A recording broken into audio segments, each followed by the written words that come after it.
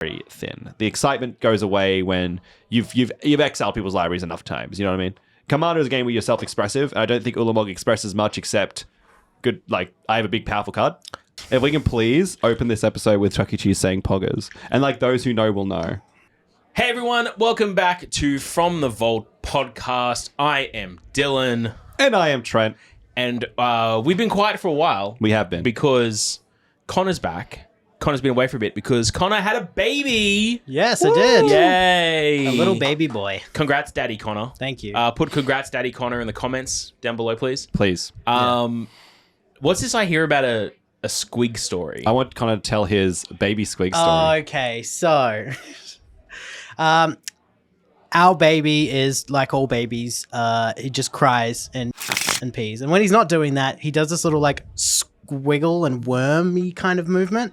So we just started shortening that to like, oh, here's Mr. Squiggles and here's Squiggles and Squig. So we just call him Squig now. That's his nickname. We're just like, oh, what do you want, Squig?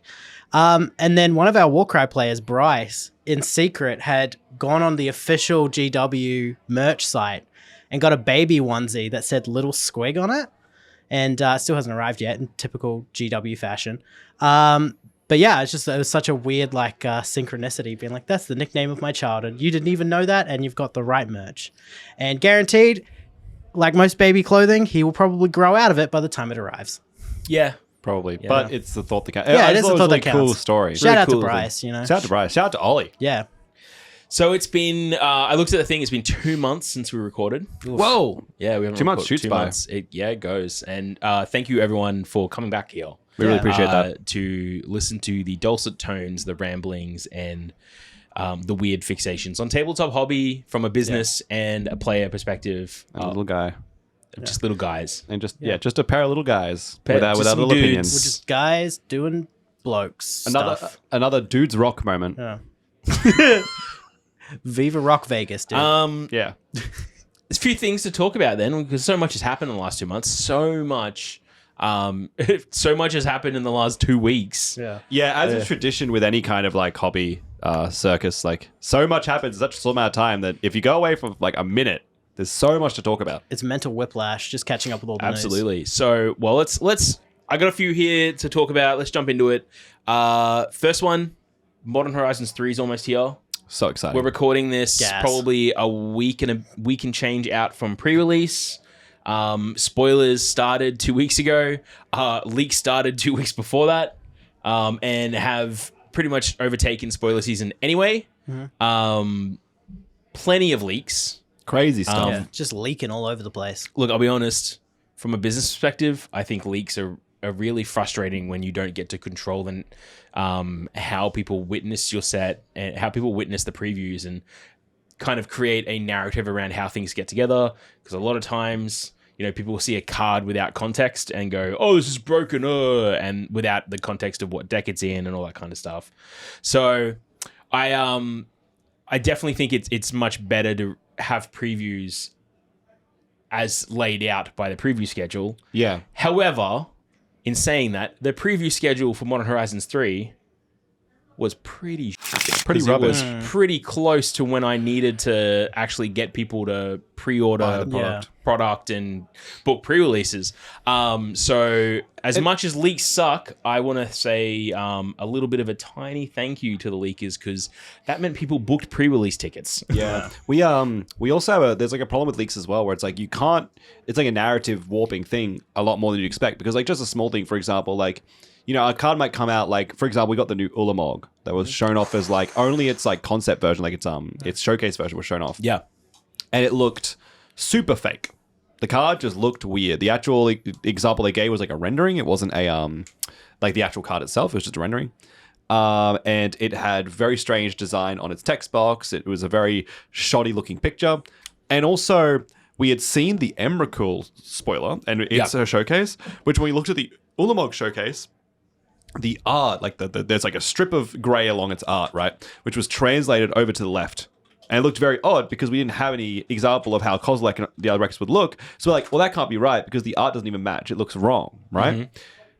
But then the narrative shifted, and this is just me talking to customers in the store and talking to people online. The narrative shifted to, well, of course it's fake, right? Because it's too overpowered to be real.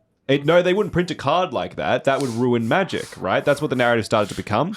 It's like Commander would be broken if they did that, right?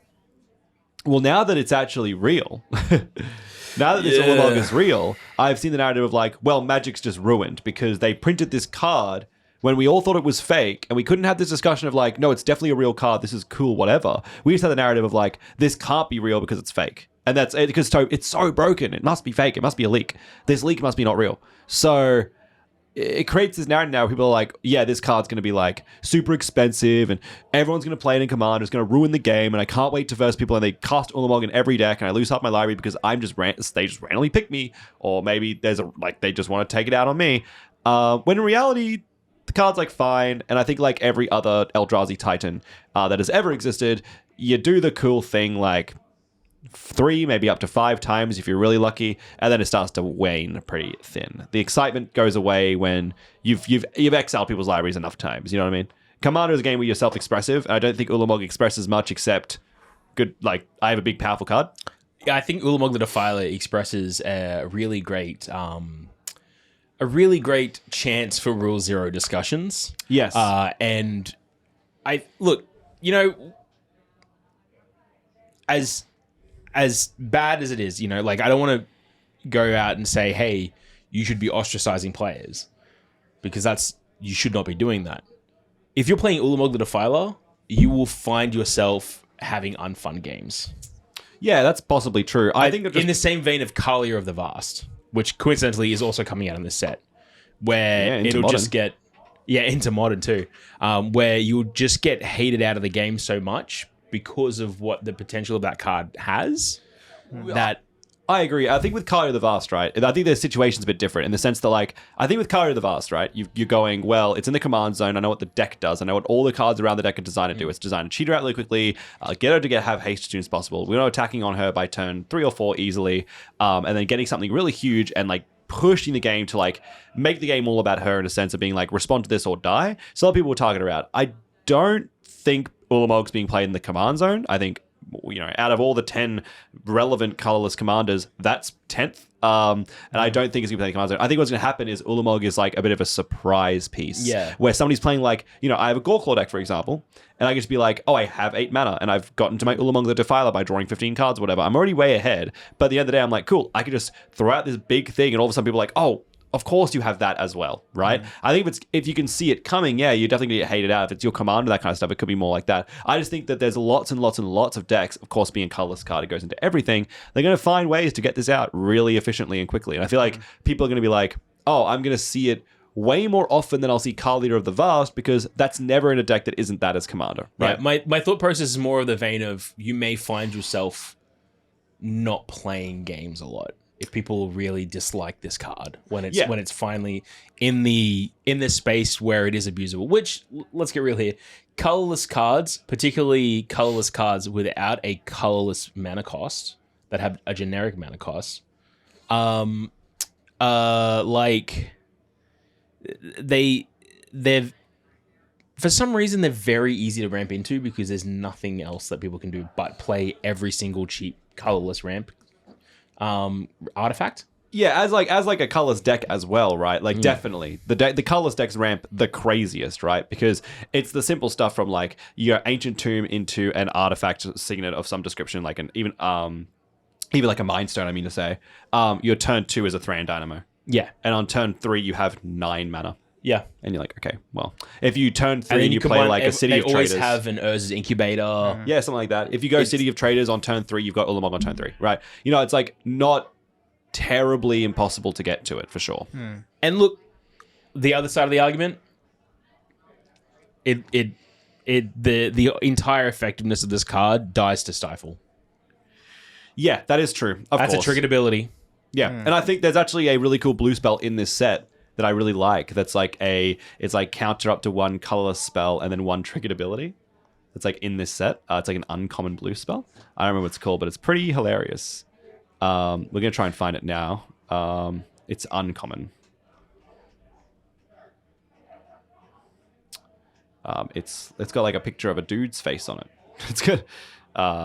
It's cool, but there it is in Japanese. Yeah, in Japanese. Yeah. This one here It's called Consigned to Memory, and it's like blue instant, just single blue with replicate 1, counter target triggered ability or colorless spell. Yeah. So you could be like, oh, how many colorless spells and abilities do you have on the stack currently? Cool, I just pay X. It's kind of like a bad Flusterstorm in that respect. However, it does say triggered ability, so it's one of those things where it's like, if your opponent is playing tons of these cards, this is a uncommon that's probably worth like $2. This Consigned to Memory like spell, like Connor, if you click Consigned to Memory, it's the guy with the face and the 3 teardrops coming out of it. Beautiful, that one there. Yeah, that's the one. It's got the translated one. This Consigned to Memory brings up a thing that I brought up with you last week when reading some of the cards that are getting spoiled and previewed. I feel like Consigned to Memory, it becomes a toolbox piece, right? Interesting. Continue. Like, it stops artifact ramp if you're in that space. If you're playing it, it's a 1 mana killer Soul Ring essentially. Oh yeah. But it's also got the capability of punching down Eldrazi decks or even some of the big I'd say even artifact decks. Like the artifact meta is still like, relying on things like Junk Diver and Mer Retriever for those loops, that I feel like Consigned to Memory is becoming almost a 99 in blue cards again, blue spells.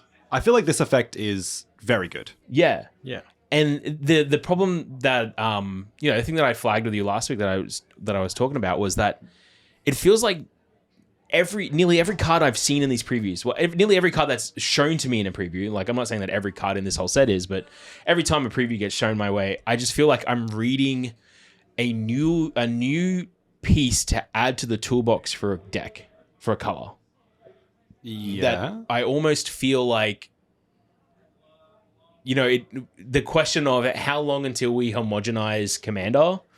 I feel like Modern Horizons 3 is taking a very big step towards that end day, I guess. I think, well, for me, I'm gonna translate what you're saying into something that I think is a bit more concise without any insult meant at all. I think for me, it's when Modern Horizons 3 is designed to rotate Modern, like create a soft rotation, and it says, here's all a bunch of new decks that are going to work, here's a bunch of old archetypes that can get support so they can work again. The better archetypes might get a little bit of support, but we're trying to make like a bunch of cards redundant and add a bunch of cards into Modern. We're trying to change up the entire Modern game space in the set. I think by definition, Modern is one of the more powerful game formats out there. You have to print a bunch of incredibly powerful cards, which by definition will warp the format that is Commander. Even if you weigh the argument, which is, and I'm not going to try and say this right now, lest people go off in the comments. I'm not going to try and say this set has no Commander design in mind. It'd be obvious and silly for me to say that. This set obviously cares about Commander, right? Absolutely. However, I think it's also fair to say there's a lot of stuff here which is designed to rotate Modern, designed to push for Modern. And either way you look at that argument, it's going to impact Commander heavily. Yeah. So I agree where it's like, there's a lot of cards in the set which are going to fit into a lot of decks that you and I already play. And I think there's not a single deck I own, not a single one, that wouldn't benefit from a card from this set. That's what I think is really important to mention. At the same time, I see what you're saying with the whole like homogenizing the game, and every deck has the same 99 almost with a few tech pieces. Well, I can appreciate that's like a big concern, and I can definitely see where you're coming from. For me, I think the big issue that I have, or issue is not the right word, but I want to say where I get a little bit exhausted and we talk about this whole tight-chestedness, this kind of like almost frustration, is that, wow, these are, I really want to invest in this set heavily because these are all cards that all of my decks have needed these pieces for, or at least there's so much solving for my deck's problem. There's a really cool card in here, by the way. So one of my favorite decks out there, and if you're a long-time fan of the Hardcast channel, you'll know this deck. I play Unesh Kura Sphinx Sovereign. It's one of my favorite decks, it's one of my famous decks. I'm infamous for it, right? There's a new Sphinx in this set that is an Emerge Eldrazi. Yeah. And it's a Sphinx. And you crack a Sphinx and you emerge it out. It's got like tap 2 creatures plus stun counters on them when it comes down. It's like an uncommon, by the way. Like taps 2 creatures in the colorless pile. Taps 2 creatures plus stun counters. Doesn't matter. Unesh doesn't want that. Unesh wants to just cast Sphinxes. But then it's free, if not really, really cheap. It does have a colorless in the cost to cast it when you emerge it out. That's top right there. There you go. Twisted Riddle Keeper. To emerge Twisted Riddle Keeper out, you do need a colorless mana. So no matter what, you cannot just do this for free. Like most emerge cards are designed to do it for free. You need a soul ring. Or any one colorless mana. Even a Mind Stone, even just like a land that taps for a color. An Eldrazi spawn. Yeah, an Eldrazi spawn. When you cast it, you do the thing. And it's like, again, even a small little uncommon, my Unesh deck is frothing at the mouth for. So this set feels like there's so much. I do think also that colorless cards, I believe, should be very tiptoed around. And this comes back to our discussion earlier about how easy it is to take them into every deck. I feel like you should tiptoe around colorless cards a lot more than this set has done. This set has kind of gone ham-fisted, diving deep into colorless stuff, which is okay. But, I feel like colorless decks also... there's definitely a Rule Zero conversation to be had about, hey, I'm playing a colorless deck nowadays, I feel. I feel like a colorless deck, and I'm not going to go so far as to say this is objectively true, but I feel a colorless deck is as good as, if not sometimes better, than a Wooburg deck. Yeah. In the sense that, like, you're playing almost... It used to be that you were playing...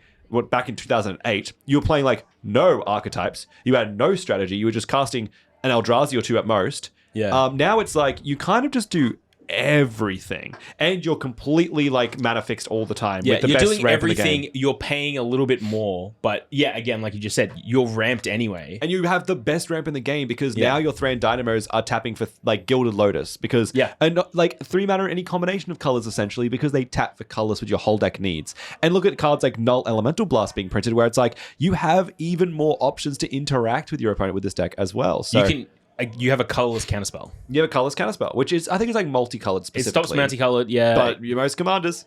And for one single mana. And, lots of things like that. It stops to Vindicate, stuff like that. However, and it also removes multicolored permanents because it's very flexible. These decks are getting very, very flexible, which is, they already are. I played a lot of the Zuladoc deck, and that deck's very flexible. Yeah, that was the thing I was going to say too, is that like we're coming off the back of Commander Masters last year, having a dedicated Eldrazi deck that was kind of hit and miss on what was Eldrazi. It was more colorless. Yes. And now we have an Eldrazi deck coming that is very clearly Eldrazi. It kind that you add like 8 of the Eldrazi cards from Commander Masters to, bam, and now your deck's fucking amazing. Even vice versa, right? Even just like taking some of those cards out. However, obviously being 5 color is much harder. That's the thing I want to say very quickly about the Modern Horizons 3 decks. A lot of them do feel like, I like to call them like, let's try that again. That's how they kind of feel like. It feels like all the decks are like, we're going to try that one again. Like, it's, Jeskai Energy. Dr. Madison Lee Fallout. Didn't really work out. It's like the reverse selling deck. Let's try that again. We got the Zuladoc Eldrazi deck, but we made it colorless. So it kind of feels very boring. Wooburg, let's try that again. You know what I mean? Let's run it back, boys. Let's run it back.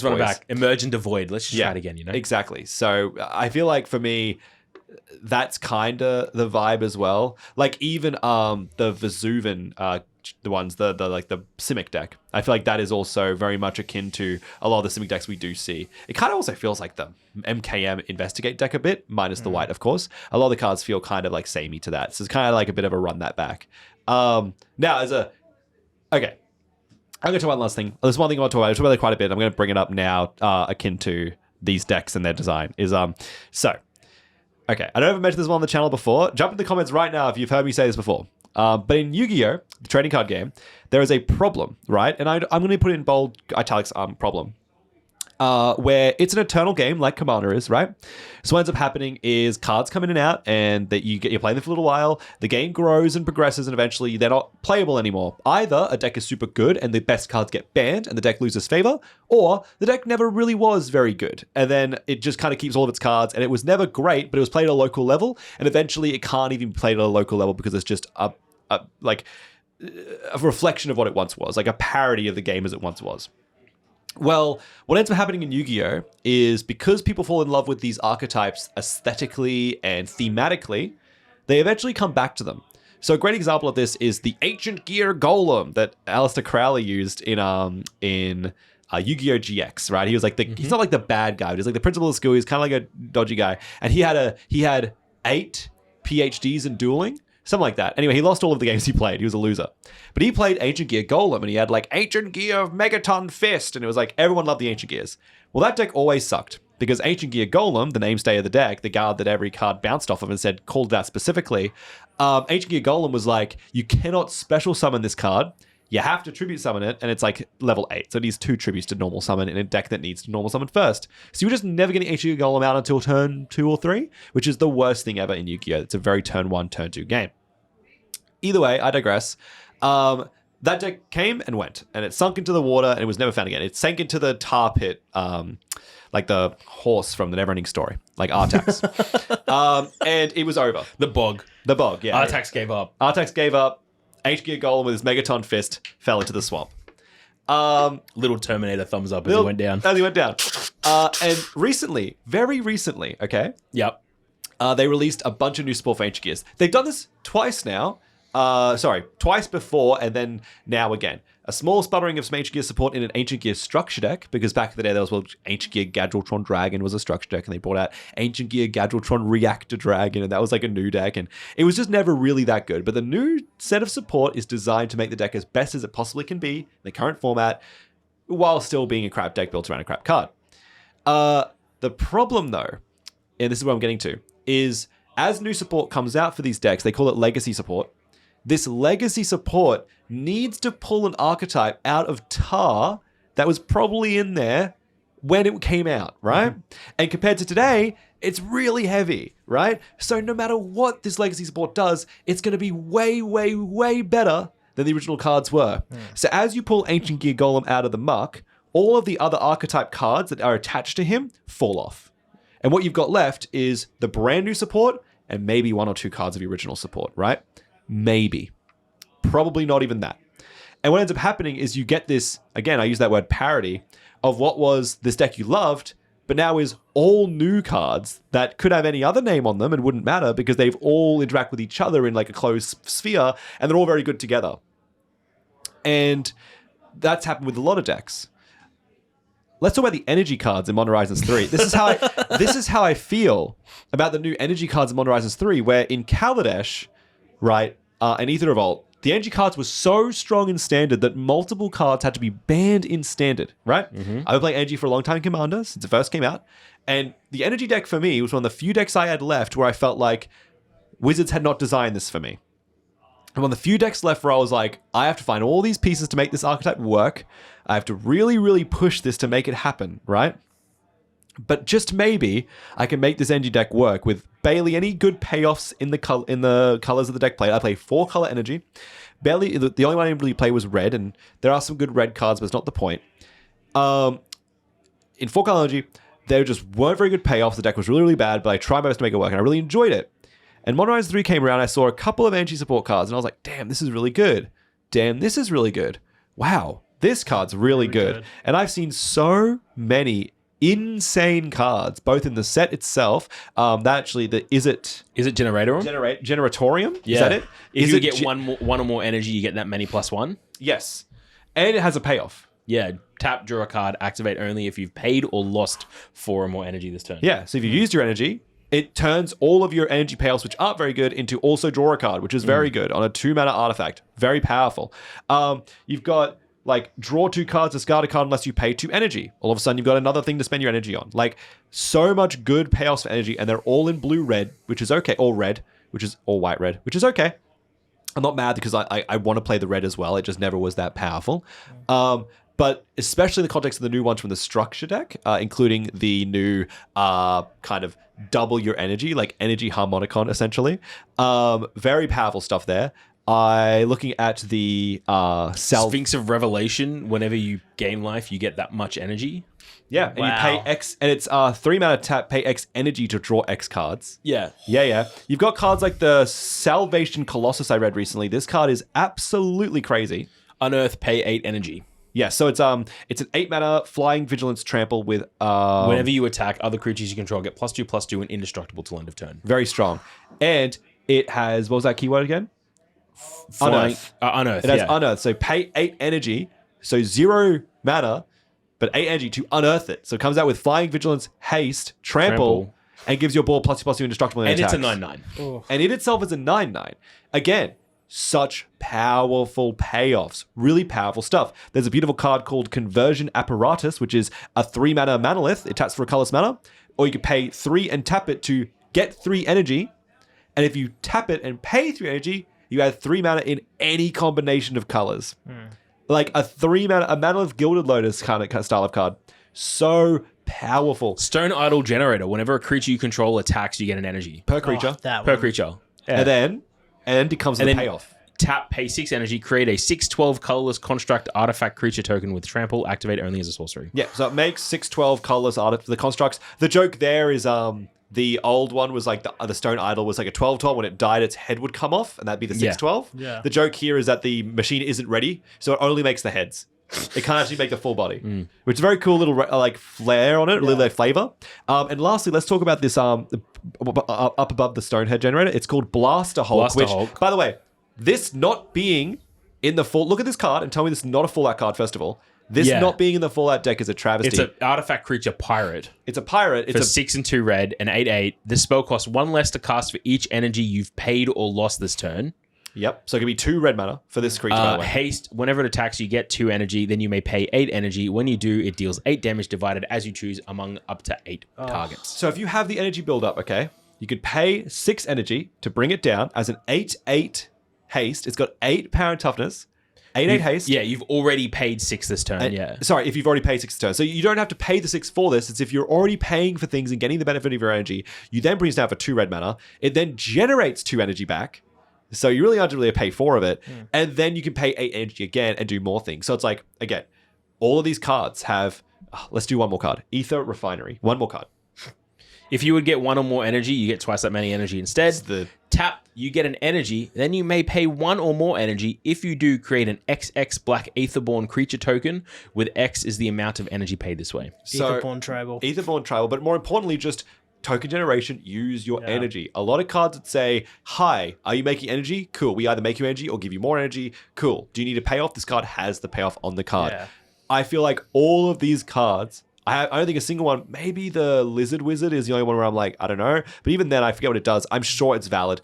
They're so valid. They're all so good. Also from the main set and the structure deck itself, that it feels to me that I'm having my energy deck rotated. Because I think I'm adding red by definition. I'm going Wooburg. I'll probably play Ramos Dragon Engine because I want to do like Proliferate anyway. Yeah. So Ramos Dragon Engine, go full 5 colors, and then say, here, even though I have a 99... I'm pulling out 25 cards minimum. Yeah. To put in all of the 2 sets. And then you're getting the double Wooburg to be able to play some of the heinous anyway. Exactly. Yeah. And even at a core level, even at a base level, just the basic stuff in the set, there's a single comment in the set that says for a single blue mana, draw a card, make 2 energy.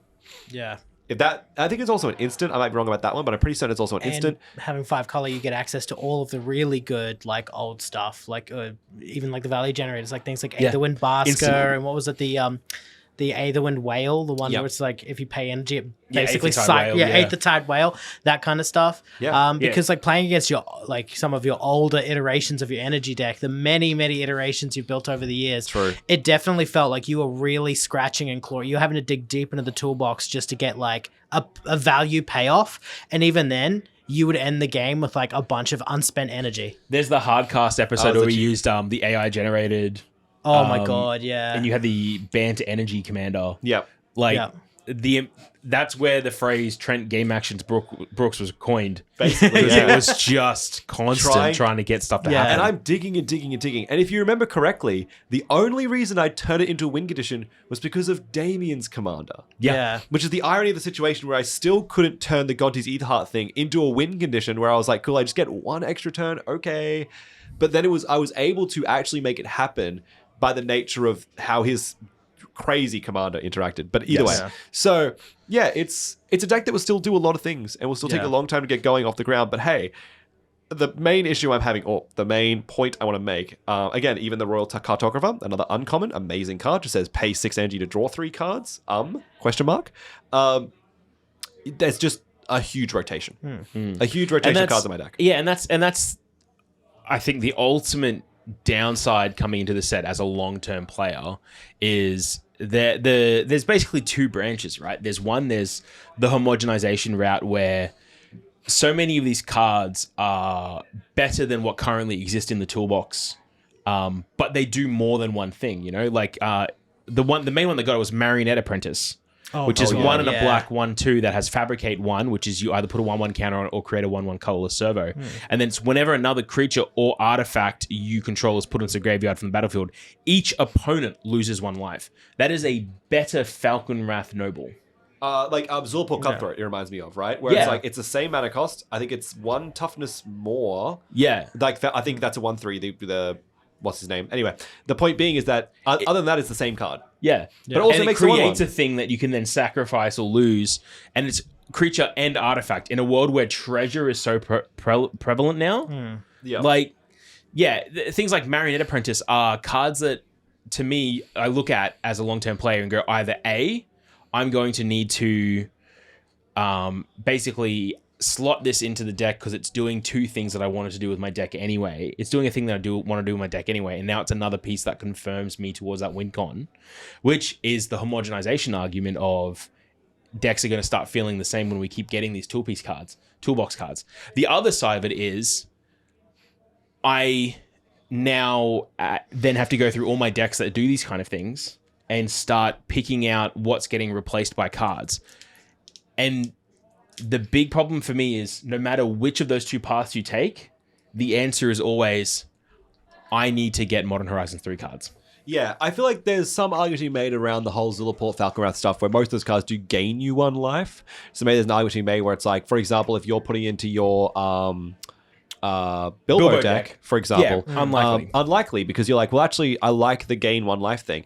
For me, actually, this card specifically opens up a different angle for me, which isn't true about a lot of cards, but really is true about this card, right? Is that I think this card is really boring and unimaginative, right? And I think the problem I have with it is not necessarily its card design, because it just does a very basic thing. It's an uncommon, who cares? It does a very basic thing. More importantly, though, is what it's replicating. So obviously, for those who play Magic the Gathering in a Gwellian franchise, you know what this card's a reference to. If not, I'll bring it up now. It's Marionette Master. So Marionette Apprentice is a baby version. It's like the Pichu of Marionette Master, right? But Marionette Master is a super interesting card. Yeah. Because Marionette Master says, I want to say it's target opponent. It may not be each, it might be wrong. But it is target opponent. However, Marionette Master says, you fabricate 3 on a 6-drop 3/3. Is that correct? Yep. 6-drop 1/3. 1/3. Sorry, that's right, because it becomes 4 power. That's correct. And then it says, whenever an artifact you control is put to a grave from the battlefield, so not a creature, but I get why, target opponent loses life equal to Marionette Master's power. Why this card has a 5-star community rating, and it's 0 for Trent, whatever. Why this card is so interesting to me, why it's so cool, is that it's a real decision you have a player has to make, right? Mm-hmm. You as a player, you go, do I want 3 servos because I need my engine to come online and I need those artifacts to win the game? Or do I make this 4 power so I can quickly and effectively dome somebody by cracking only a few artifacts, right? There's a real question to be had there because, for example, if I want to make a Nim Death Mantle combo with this card, I can't just give it 4 power. I want to go infinite, so I'm going to make the servos. If I am playing a deck that wants to attack a lot, I want to make the servos. But if I'm playing a deck with 1/1 counter synergies, I want to give it 4 power because I want to build that up really quickly. But then if I'm already ahead in that 1/1 counter synergy, I don't care. Let's just make the servos because they'll all enter and maybe they'll all give it counters or something in like a tie-am strategy or something along those lines. So all of a sudden, I've got plenty of options for how this card can operate. But with Marionette Apprentice being 1 life, and for obvious reasons, it does not say equal to its power because that would be broken. By losing that element of its effect, it loses the engagement and interaction of being an interesting card. Now it's like, in a commander context, I will always take the servo. There is so minimal examples where like you have to really reach and dig to make it a 2/3 and feel relevant. It never feels relevant. What you want is this card to make a token because then there's just an extra body for its ability to trigger. That is almost always better. Whereas Marionette Master, at least in my opinion, and maybe those may disagree, chuck in the comments if you disagree, there's a real question. It's a really cool design card. So having this card that references it and is a direct replica of it, but isn't interesting or cool. Then for me, like, because it's an uncommon, it feels like I was saying, it feels like a piece of the toolbox for anyone running a mono black drain deck. Oh, absolutely. Because and then any aristocrats deck. Any aristocrats deck. And that's where my issue lies is if I'm playing mono black, which I used to play a lot of mono black drain decks, like I would need to find a spot for Marionette and Apprentice. And like I said, it comes back to the thing of either I need to get Modern Horizons 3 cards to replace the cards that I have in my decks right now that are no longer up to scratch because of this single set. It's not like there's a few cards in a set that you meter out across all your decks. This is like, hey, every deck is getting, like you said, 3 or 4 cards that need to be updated. So now I need to go find these cards, or I need to go find these cards to add them into the decks. It's definitely and replace cards that a aren't level doing what up they're doing. across the board. It's Definitely. like, if you're coming from, I've got some decks that I was playing with 2 or 3 years ago versus what people are going to be building now with the newer stuff, it's not going to... You'll be able to play a game, but you're not going to keep up at the same rate. It's kind of like Return to Ravnica with Commander. Kind of. You might also hit this wall as well, where it's like, I think your mileage will also vary. Your mileage may vary based on how you interact with your playgroup and how many playgroups you interact with. Yeah. But you might hit like a thing of like, you might get people question you. You might not play Marionette Apprentice and somebody goes, well, why wouldn't you play that? It's like so much better nowadays. And you're like, well, I just don't have the card, or I just don't care to buy this set because I don't want to chase the wizard's dream of me having to buy every new set and every new card. Like, and then the question is, where does that sit from a... When you're talking from a large community standpoint, like ours, where our commander pod is 120 people almost. Exactly. Like, where does that end up sitting for us, where now we've got to deal with the fact that there's kind of a fracture in the community, which is pre and post Modern Horizons 3. Exactly. I can appreciate that too. And it kind of feels like, it's... I don't want to say like you're either with them or against them, but in the sense of like, it feels very unfair on the players that just like, well... I'm happy with how my deck sits now, and it's good like this. And I think that still applies. Like I said, your mileage may vary based on your playgroup, based on your pod. And I think that's also valid. But it is unfortunate that we have so many... Okay, so I think it's a reflection of a lot of things. A big thing which is very important about the game is that with Commander being singleton, one of the best ways to resolve decks being inconsistent and cards being consistent is making them all do lots of different things.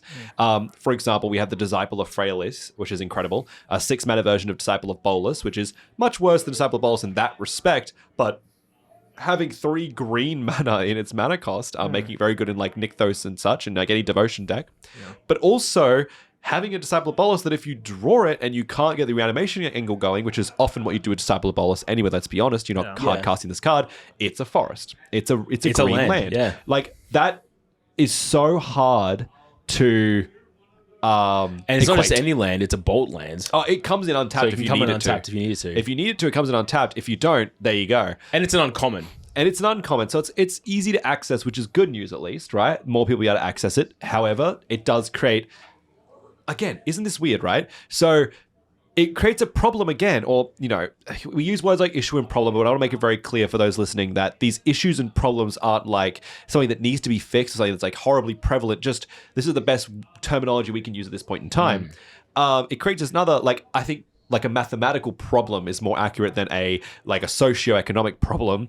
The problem that shows up is also, well, it's only an uncommon. So it's probably worth like $1, $2.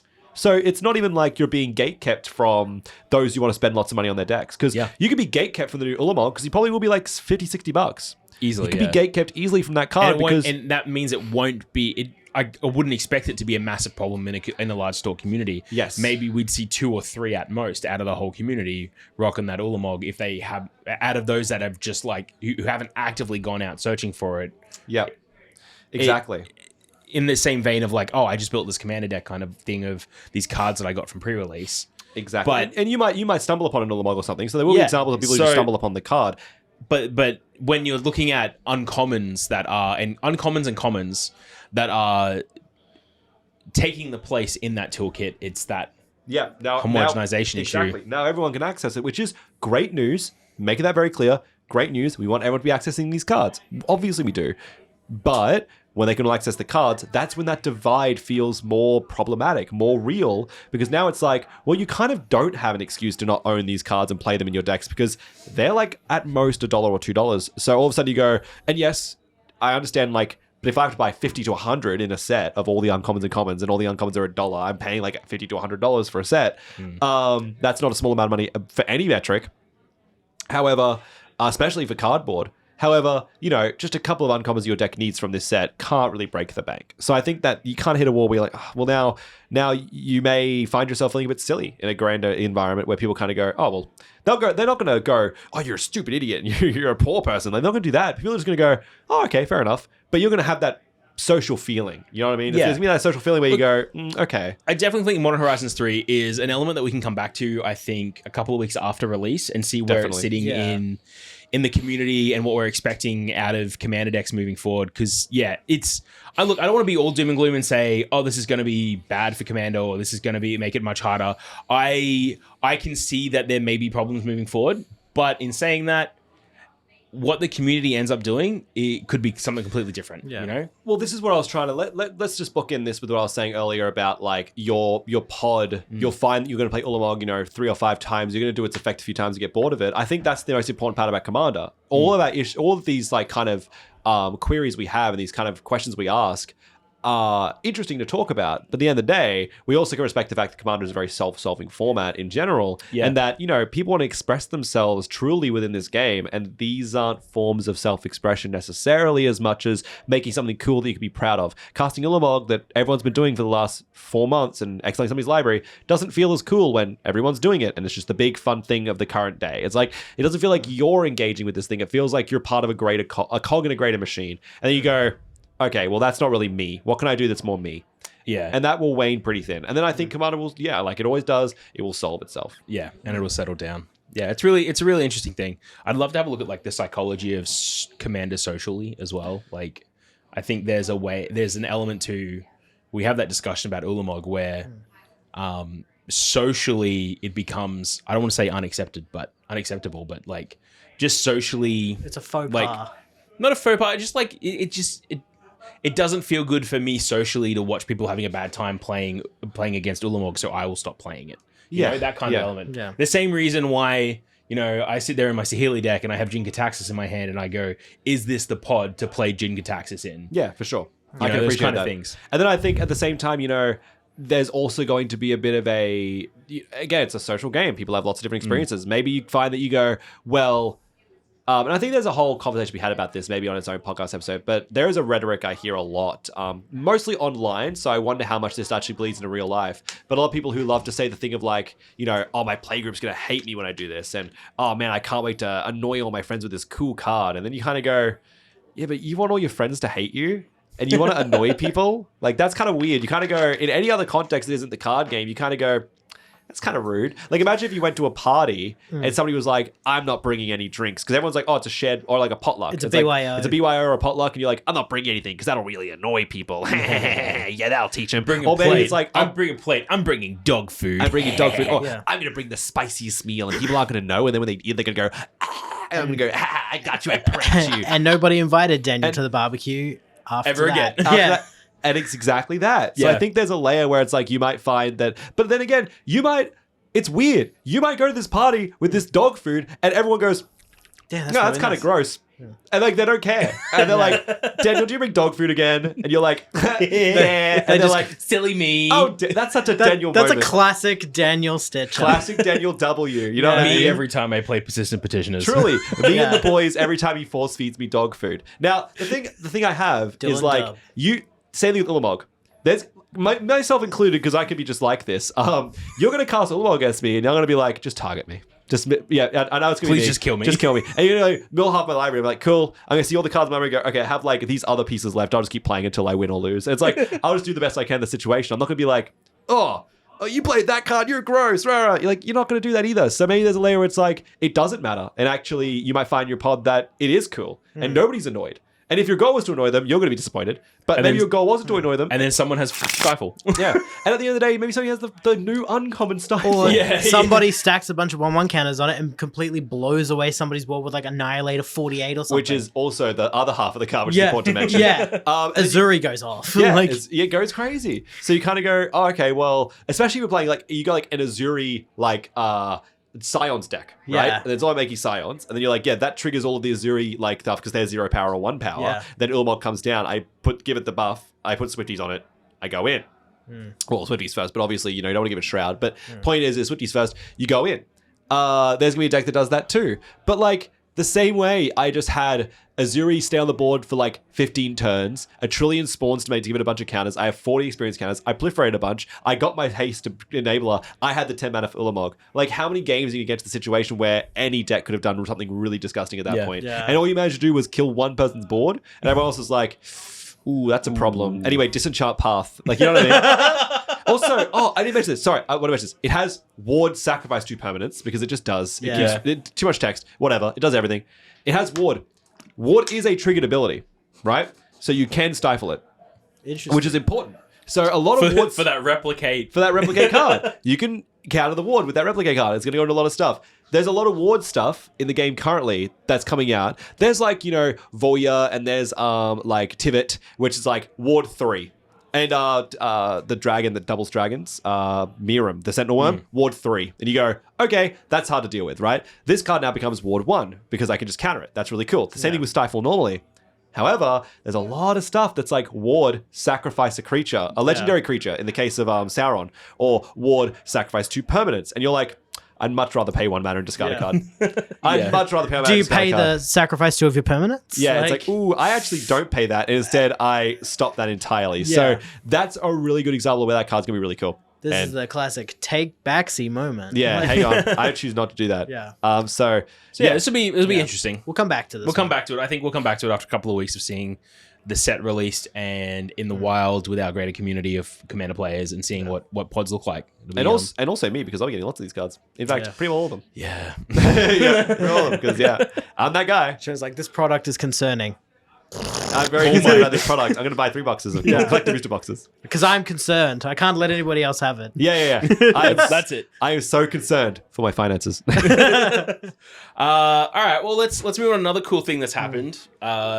This one happened very recently, as in yesterday. Within 24 hours of us recording this, really. Shadows of the Galaxy, the new set for Star Wars Unlimited. Woo! We got our allocation numbers. Woo! Not great. Very low. Very, very low. This is what happens when you're in set 2 of a game that people are like, oh, what if this is going to be popular? But more importantly, the context of that is that the first set didn't have allocation, really. It didn't. It got allocated at the last second, but we had already put in our numbers and we got everything that we asked for. Exactly. And a lot of stores did. Yeah. A lot of stores got exactly what they asked for. So they put in the allocation late and they went, oh no, we made a mistake. We haven't put an allocation on this. And for those stores that were late on the party, they got heavily allocated. However, a lot of stores did not. So it was a bit of a slap in the face with a wet towel to see the actual sheer drop in possible product for us to get Shadows of the Galaxy, the second set. And you mentioned this all happened less than 24 hours ago. But I want to ask you, how long did it take from you letting our customers know they could purchase the boxes to us selling out? Because we have sold out already in 24 hours. I think it was 74 minutes. 74 minutes, just over an hour. I know this because I tried to order some. And I walked up to Trent about 3 minutes before I launched the promo saying, hey man, I know you want to get some boxes for you and Piper. You want to go and pre-order those boxes because I'm about to launch it out to everyone. I know. I was, unfortunately, with a customer helping them learn how to play Magic the Gathering, and we'd only just started our game. So I had minimum 20 minutes to teach this young man, name's Matthew, lovely little guy, he's there with his support worker, and teach this young man how to get into Magic and how to learn what the ins and outs were of getting into the game Magic. So I was quite busy in my defense. However, I also did not expect it to sell out that quick. Yeah, neither did I. I was like, I've got 2 hours. I've got 2 hours easily. Like Taylor Swift tickets just gone. We put a hard limit of 2 boxes per customer, and 1 starter set per customer, and they were all gone. They were all gone. I was watching them, it was like ding, ding, ding, ding, ding, ding, and I was like, oh no. And I put 4 boxes through personally because it was for me and my partner, and again 2 per customer. So I put through my 4 boxes, and then I was like, oh no, because we only had 1 left when I ordered 4 boxes. Yeah, I messaged him like, hey, did you know that we only had 1 left when you put through your order? And because here's the thing, right? I was served by Carrie. I love Carrie. She's absolutely brilliant. And I saw on the sale, like on the pods, it was like 1, and they were like, okay, I'll sell you for, and they sold me for, all right, cool, 4, sell item anyway, this is how much it'll be. And I was like, that seems really bad. I think she sold me 1. And then they all went through and I was like, all right. And then I waited and I was sitting in the computer kind of like, am I get a message from Cassie? I thought it'd be Cassie that would message me because Cassie always gets up me about this kind of stuff. I thought it'd be Cassie. And then no, Dylan messaged me like, hey, yeah, so Yeah, you got 1 out of 4. I was like, no, I knew it. Look, what we did though, right, is we got our allocation numbers. I want to give props to the distributors over it. Even though the allocation numbers are pretty bad, what they have done is given us basically a breakdown of how many boxes we're getting every week in the season. And what we put up yesterday was about 80% of our pre-launch allocation. So we're getting X amount of boxes on pre-launch. So pre-release through to launch day. And then on launch week, we're expected to get a bump up in boxes. I think it's like only 8 per store. Which is still crazy. It's enough for events. Yes. Right? And then I think it's 2 boxes per week for Brisbane, 3 boxes per week for Clayfield, because we've got more players at Clayfield, more regular players at Clayfield. Yep. So Shout out Clayfield. Yeah, look, we're reporting our numbers every week. If you want us to get more stock, you need to make sure that you are playing at the store. That is how our entire allocations were handled. We actually, for the first time ever, Clayfield is having more pre-release tickets at a pre-release event than Brisbane is. Yep. Because Clayfield has the bigger ongoing regular community over there for Star Wars Unlimited. So, and by the way, they're all sold. The pre-release tickets are all sold. We're trying to get more for Brisbane just to get the extra 12 we need to do like a full 48 person pre-release like we did last time. But at the moment, I don't think we are. It's crazy. So yeah, it's really hard. Look, I'd be lying if I said I wasn't upset about like genuinely physically upset about this. I've already had my one breakdown today over it. But it feels really bad knowing that we've invested so much time and money as a store in building the hype. Like, I don't know if you've gone back and read the Spark of Rebellion articles I wrote. I think it was like 7 articles, and then did the Shadows of the Galaxy one yesterday.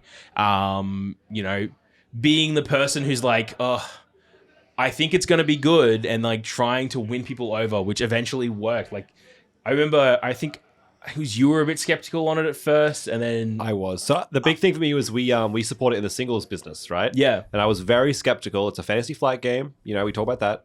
I was very, very skeptical of it, and I was very happy to be proven very wrong. So I was very skeptical. I was also in that camp, having been burned by Fantasy Flight before, but haven't we all? And you know, you saw the article when I was like, Yeah. I'm very skeptical on this, and then I started playing it, and I was like, actually, this might actually be good. when I rock up to Clayfield on Saturday, I'm going to be getting the starter decks for the first set. Yeah, and, Spark and Rebellion. a mat and some deck boxes and just going in because and look, it's a great game. Yeah. But we've invested so much time, so much money, so many man hours into this game that based on how much product we had to sell, how much product we're getting for events, I'm honestly concerned for the future of the game throughout set 2. The amount of product we're getting there, I cannot see a world where the people in our community there is enough product out there for people in our community to actually build constructed decks for store showdowns, for regular constructed play, using Shadows of the Galaxy cards. Yeah. Like these new archetypes that are coming out, the smuggle, the bounties, the capturing, these are really interesting archetypes, but they are archetypes that require you to have the deck, right? Yes. Like the only things that don't have this are maybe Underworld Kindred, because there's quite a few Underworld cards and Cunning in Spark Rebellion. In fact, I'll say the better cards for the deck currently are from Spark Rebellion. Yeah, and Grit, because there was a couple of cards and Chewbacca that came out that were Grit focused. But this comes back to the whole discussion we had about. Oh, lean forward. Sorry. This goes back to the whole discussion we had about Modern Horizons 3 about like the whole translating over to, well, why aren't you playing these cards? It's like if you can't access Shadows of the Galaxy cards and you want to play Grand Inquisitor in your Grit deck, people are gonna be like, why aren't you playing all the new Mandalorian support? That's gonna make the deck much better. Where's your Cassanton? He makes the deck much better, and you go, my store got 2 boxes and they sold out day dot. Every time they got them in, every say we get out, show up on a Tuesday, they'll be gone by Wednesday. Show up on a Tuesday, they'll be gone by Wednesday. And you kind of go, well, how do I access this product? And the main thing too is like the saving grace, I think, for Spark of Rebellion was, one, not a lot of stores were on board with it at the start. So stores like us that focused on building the community were able to get enough cards out into that community to be able to build these decks, right? And Spark of Rebellion essentially built, I want to say, like 3 meta decks and then about 5 off meta decks. That are all competitively viable. That are all viable based on matchups, right? So like, look at Director Krennic. What a matchup dependent deck. I'll tell you that much. Yeah, like, absolutely. That deck wins on matchups alone. Like, it's really Sabine and either Cunning or Command with Energy Conversion Lab that are the goes there.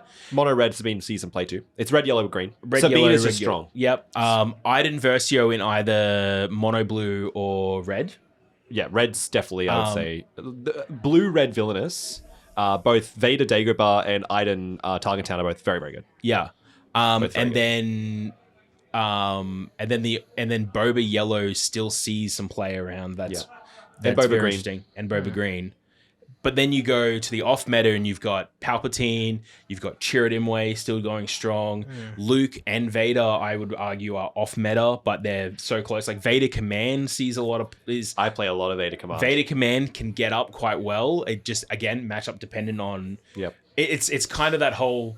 It's for people playing Star Wars Unlimited a lot, it's the same. It's the problem I have with Cassian Yellow as well. It's consistency versus your opponent. Yeah. So like Cassian Yellow is just as aggressive, if not more aggressive than Sabine, but it's not as consistent.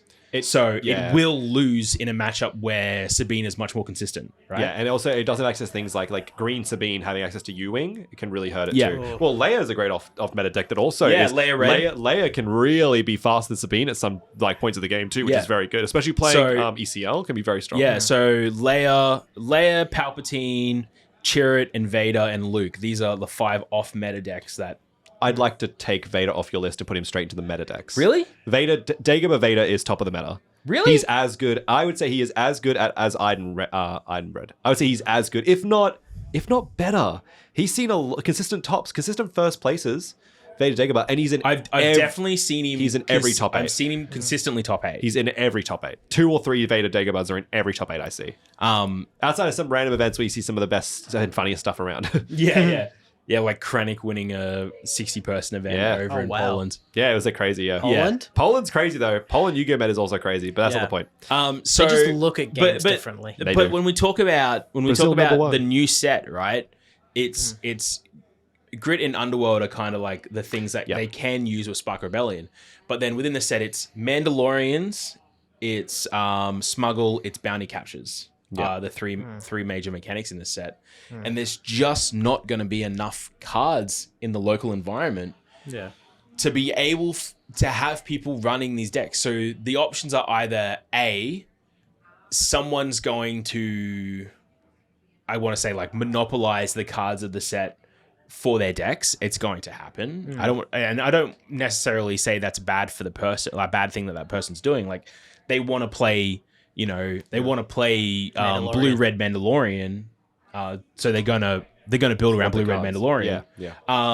Can I add too? Sorry, I'm jumping in. Can I quickly add as well? Yeah, people are going to hoard for that, but having a franchised game, having a game that's built off a licensed game is also important to mention. Look at games like Pokemon, look at games like Lorcana, and this is actually true about Spark Rebellion. We've had a lot of problems, we've had a lot of this come up in the local environment where people also just want to collect the cards and never even play the game. It's rare and unlimited because the game is so good, but people love to collect the cards. There are people who are collecting. We got an order come through recently where somebody was like, we had an inventory error where they can do the right card, and then it turned out being like, oh, they specifically want this one version because they're finishing their master set, and a lot of people are doing that. So not only is the product going to be towards people who play the game, it's also going towards people who don't play the game and have big wallets who can afford to buy these boxes of packs. Then they go, well, I don't even want to play these cards. They're sitting in a binder forever. I just want to collect them, and maybe when I'm older, I'll sell them. And even then, just talking like, the allocation's been like 2 boxes a week after the fact.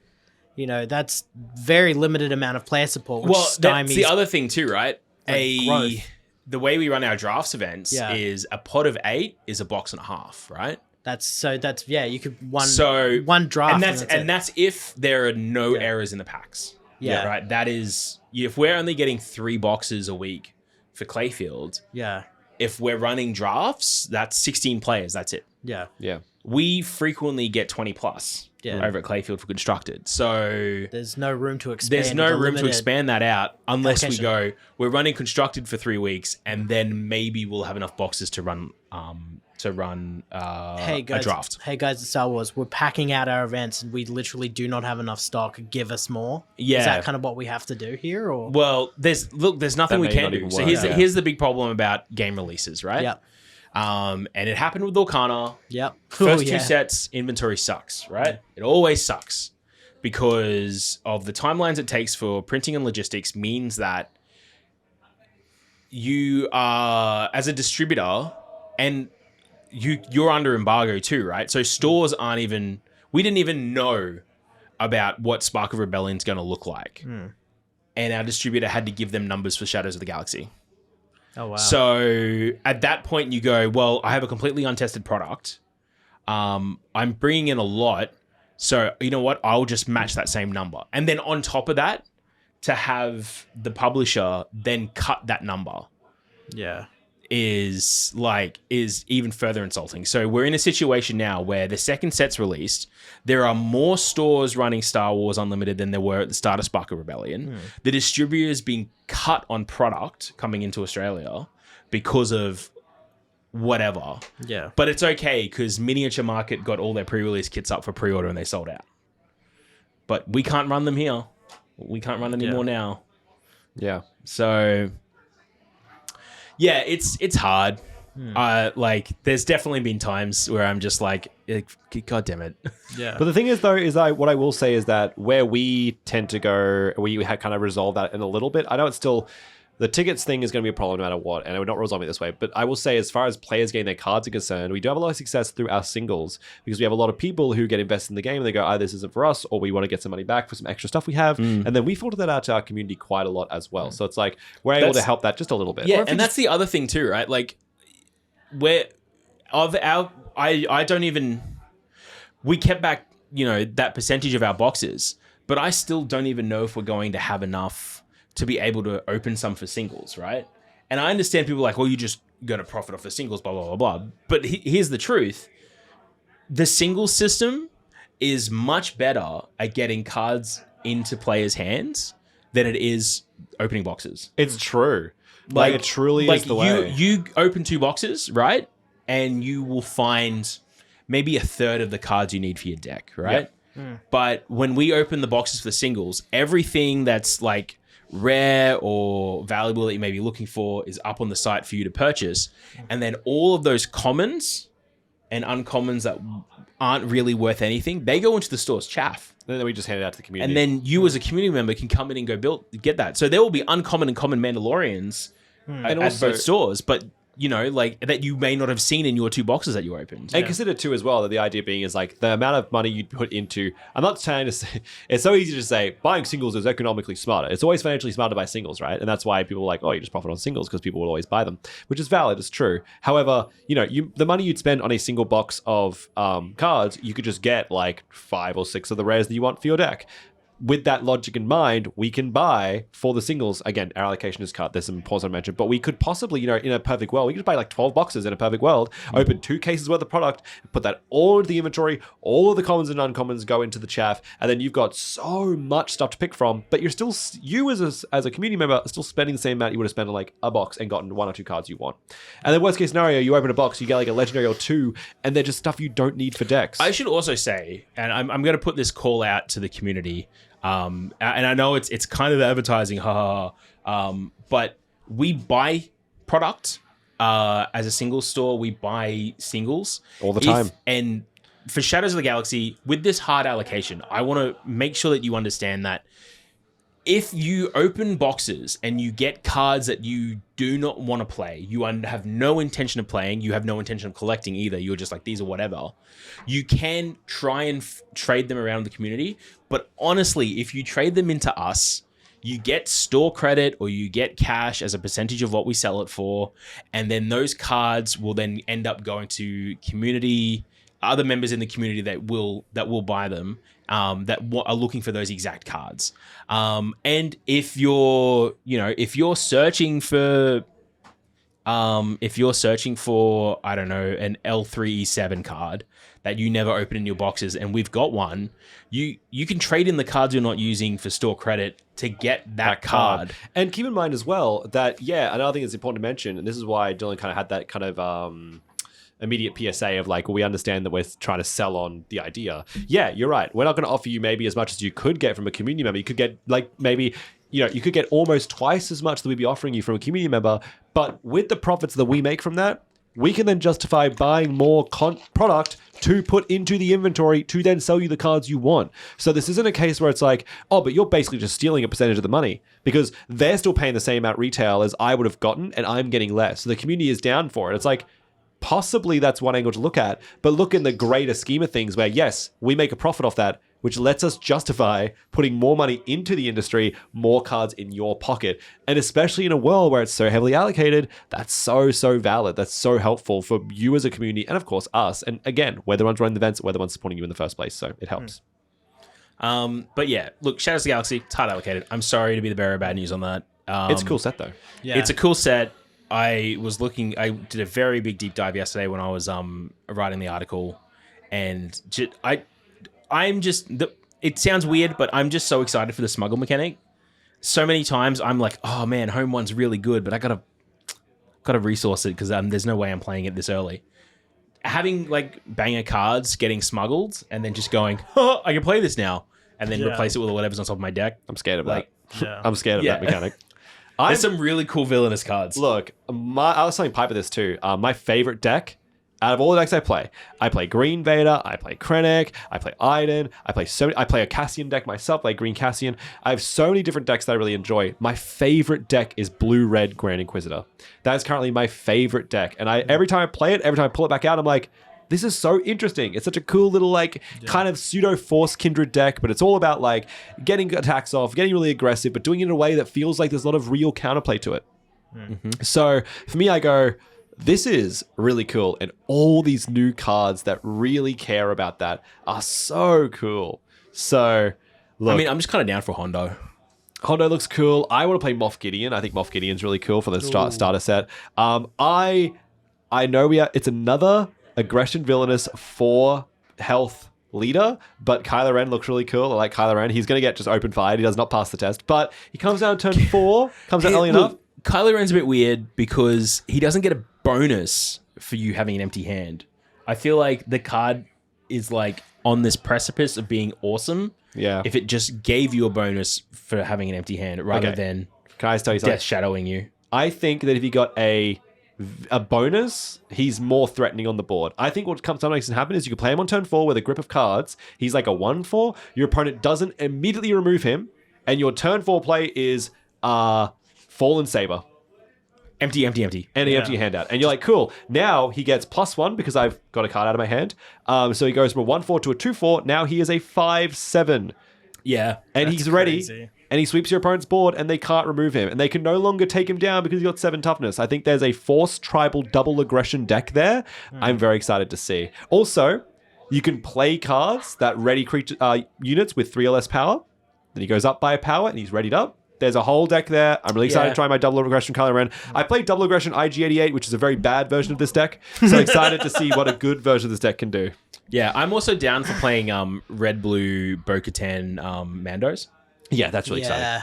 I'm going to try and do I love a good tribal deck. Yeah. Yeah, I'm going to try and do the GI Mandos thing. Sorry, yeah. I'm going to do the GI Mando thing. I'm going to try and do that first because I think a lot of them are just like, the ones that are heroic are fine. The ones that aren't are just the best ones. I think I'm just going to build Chewie. That's what I want. Chewie's so cool. He's so cool. I'll give you a hyperspace one. I've got a hyperspace Chewie sitting there. I love Chewie. Cool. There's a couple of like other Wookiees in this set as well. Looks really cool. Yeah. Bosk is really exciting. I'm going to play like off aspect Bosk.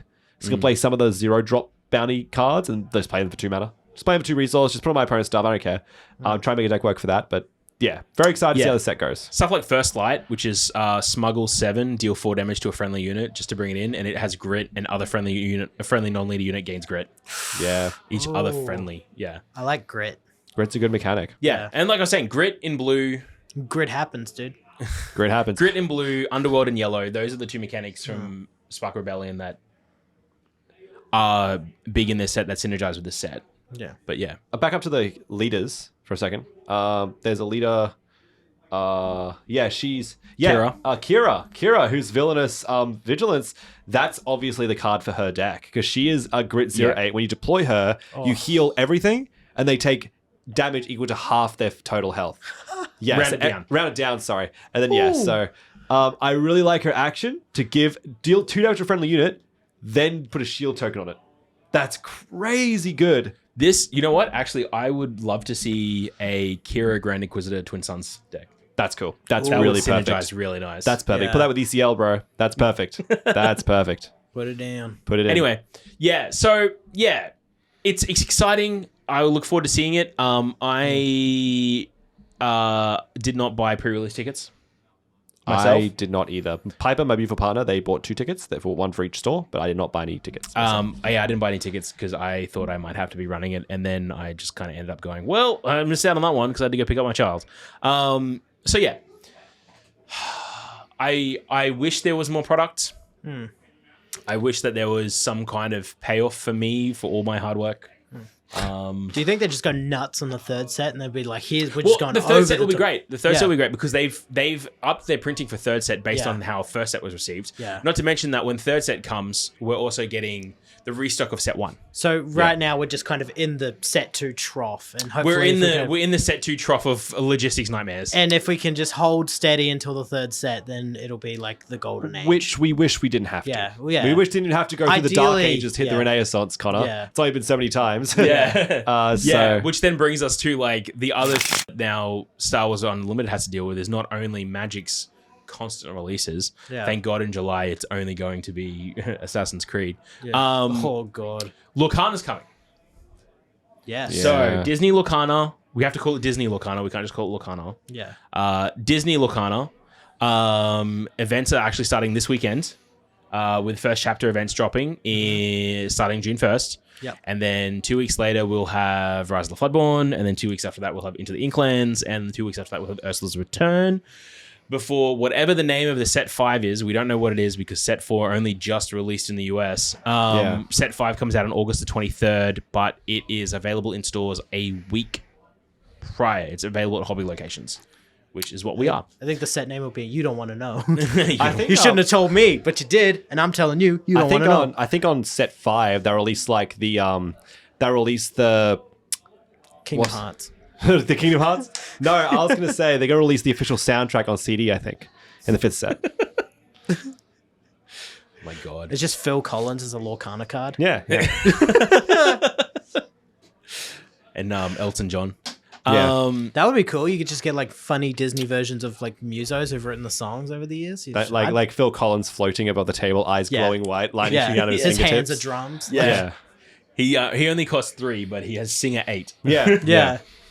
Amazing. That's a mechanic reference for anyone. For those at home. For those at home that have seen Lorcana. The whole premise of the game is you have items that act as like enchantments and artifacts. Yep. You have creatures that Characters. Allies. allies. I think they're called allies. I thought they're Characters. Characters. Yeah. They Yeah, go characters. on quests to give you lore, or they can challenge exhausted enemies. Yep. Enemy characters. And then you have songs, which are basically like sorceries. I think you also have actions as well, don't you? There are actions. Oh, and actions, yeah. Action, songs. songs. Yeah, songs are a little bit different as well. Yeah. But yeah. And then songs are you either cast them for their cost, or you can Sing the song. exhaust, tap a character to sing the song for you. Yeah. So to play it for free. There's like a fun RP element there where it's just like Yeah. you have to try and sing it as the character. Yeah, exactly. Yeah. Please God, no. Yeah. It's goofy. It's pretty straightforward. First to 20 lore wins the game. All characters have like any characters that can quest have a number of lore markers on them that tell you how many they get when they quest. So there's very strong Keyforge vibes in terms of collecting amber. That's what I was saying the other day. I'm like, man, this is giving me real Keyforge vibes. Yeah. The only difference is that But like you can't really lose lore once yeah, you've got it's not as feels bad as some Yeah. Keyforge decks are, where it's like, hey, I take your amber, I just dismantle your key. I don't know. I played some. You played some. Yeah. What are your thoughts? We talked about this earlier. I feel like Lorcana feels kind of like boneless Keyforge. I really enjoyed the nature of how Keyforge works. I think as a mechanical game, I think the game theory and game design of Keyforge is just much more interesting than Lorcana. It's much more tactical than Lorcana. It feels like there's a real player versus player interaction that feels greater than Lorcana. Whereas Lorcana feels very racy. It feels very... It's a Disney game. Oh my god! Oh my god! It feels very much like you're racing your opponent very often. I don't think it's bad. I really do like Lorcana gameplay loop. I just feel that as a person who played a lot of Keyforge, I feel like I'm biased because when I look at something like Star Wars Unlimited, right? And I look at Star Wars Unlimited in a context of something like Legends of Runeterra, Hearthstone, look at the context of the kind of games that it feels like, or even something akin to something like Duel Masters, I kind of go, this is a really, really cool game that makes itself feel very different and very unique, and it does something different with the space and feels very fun, and it's refreshing. It has the taste and flavor without being the same thing. Exactly. Yeah. Whereas when I play Lorcana feels derivative compared to Keyforge. It's Keyforge for kids with the number 4 in the middle. Exactly. Keyforge for kids. Exactly. And I think it's like, that to me is why I just didn't get grasped by it. You said like Keyforge for kids with the 4. Do you reckon the kids has a Z as well? Yeah, Oh, definitely. Yeah, definitely. I thought you meant like Keyforge, but the 4 in Forge was a 4. They're both 4s. Oh, they're both 4s. Keyforge 2. Key 4 kids. Anyway.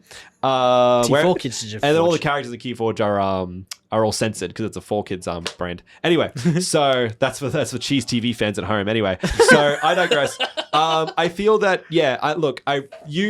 you caught me there a little bit because you were like, it's like Keyforge, but isn't as feel bad. I'm like, no, it's Keyforge, but it isn't as interesting. It's like, I don't think it's feel bad for your opponent to dismantle your keys and take your amber.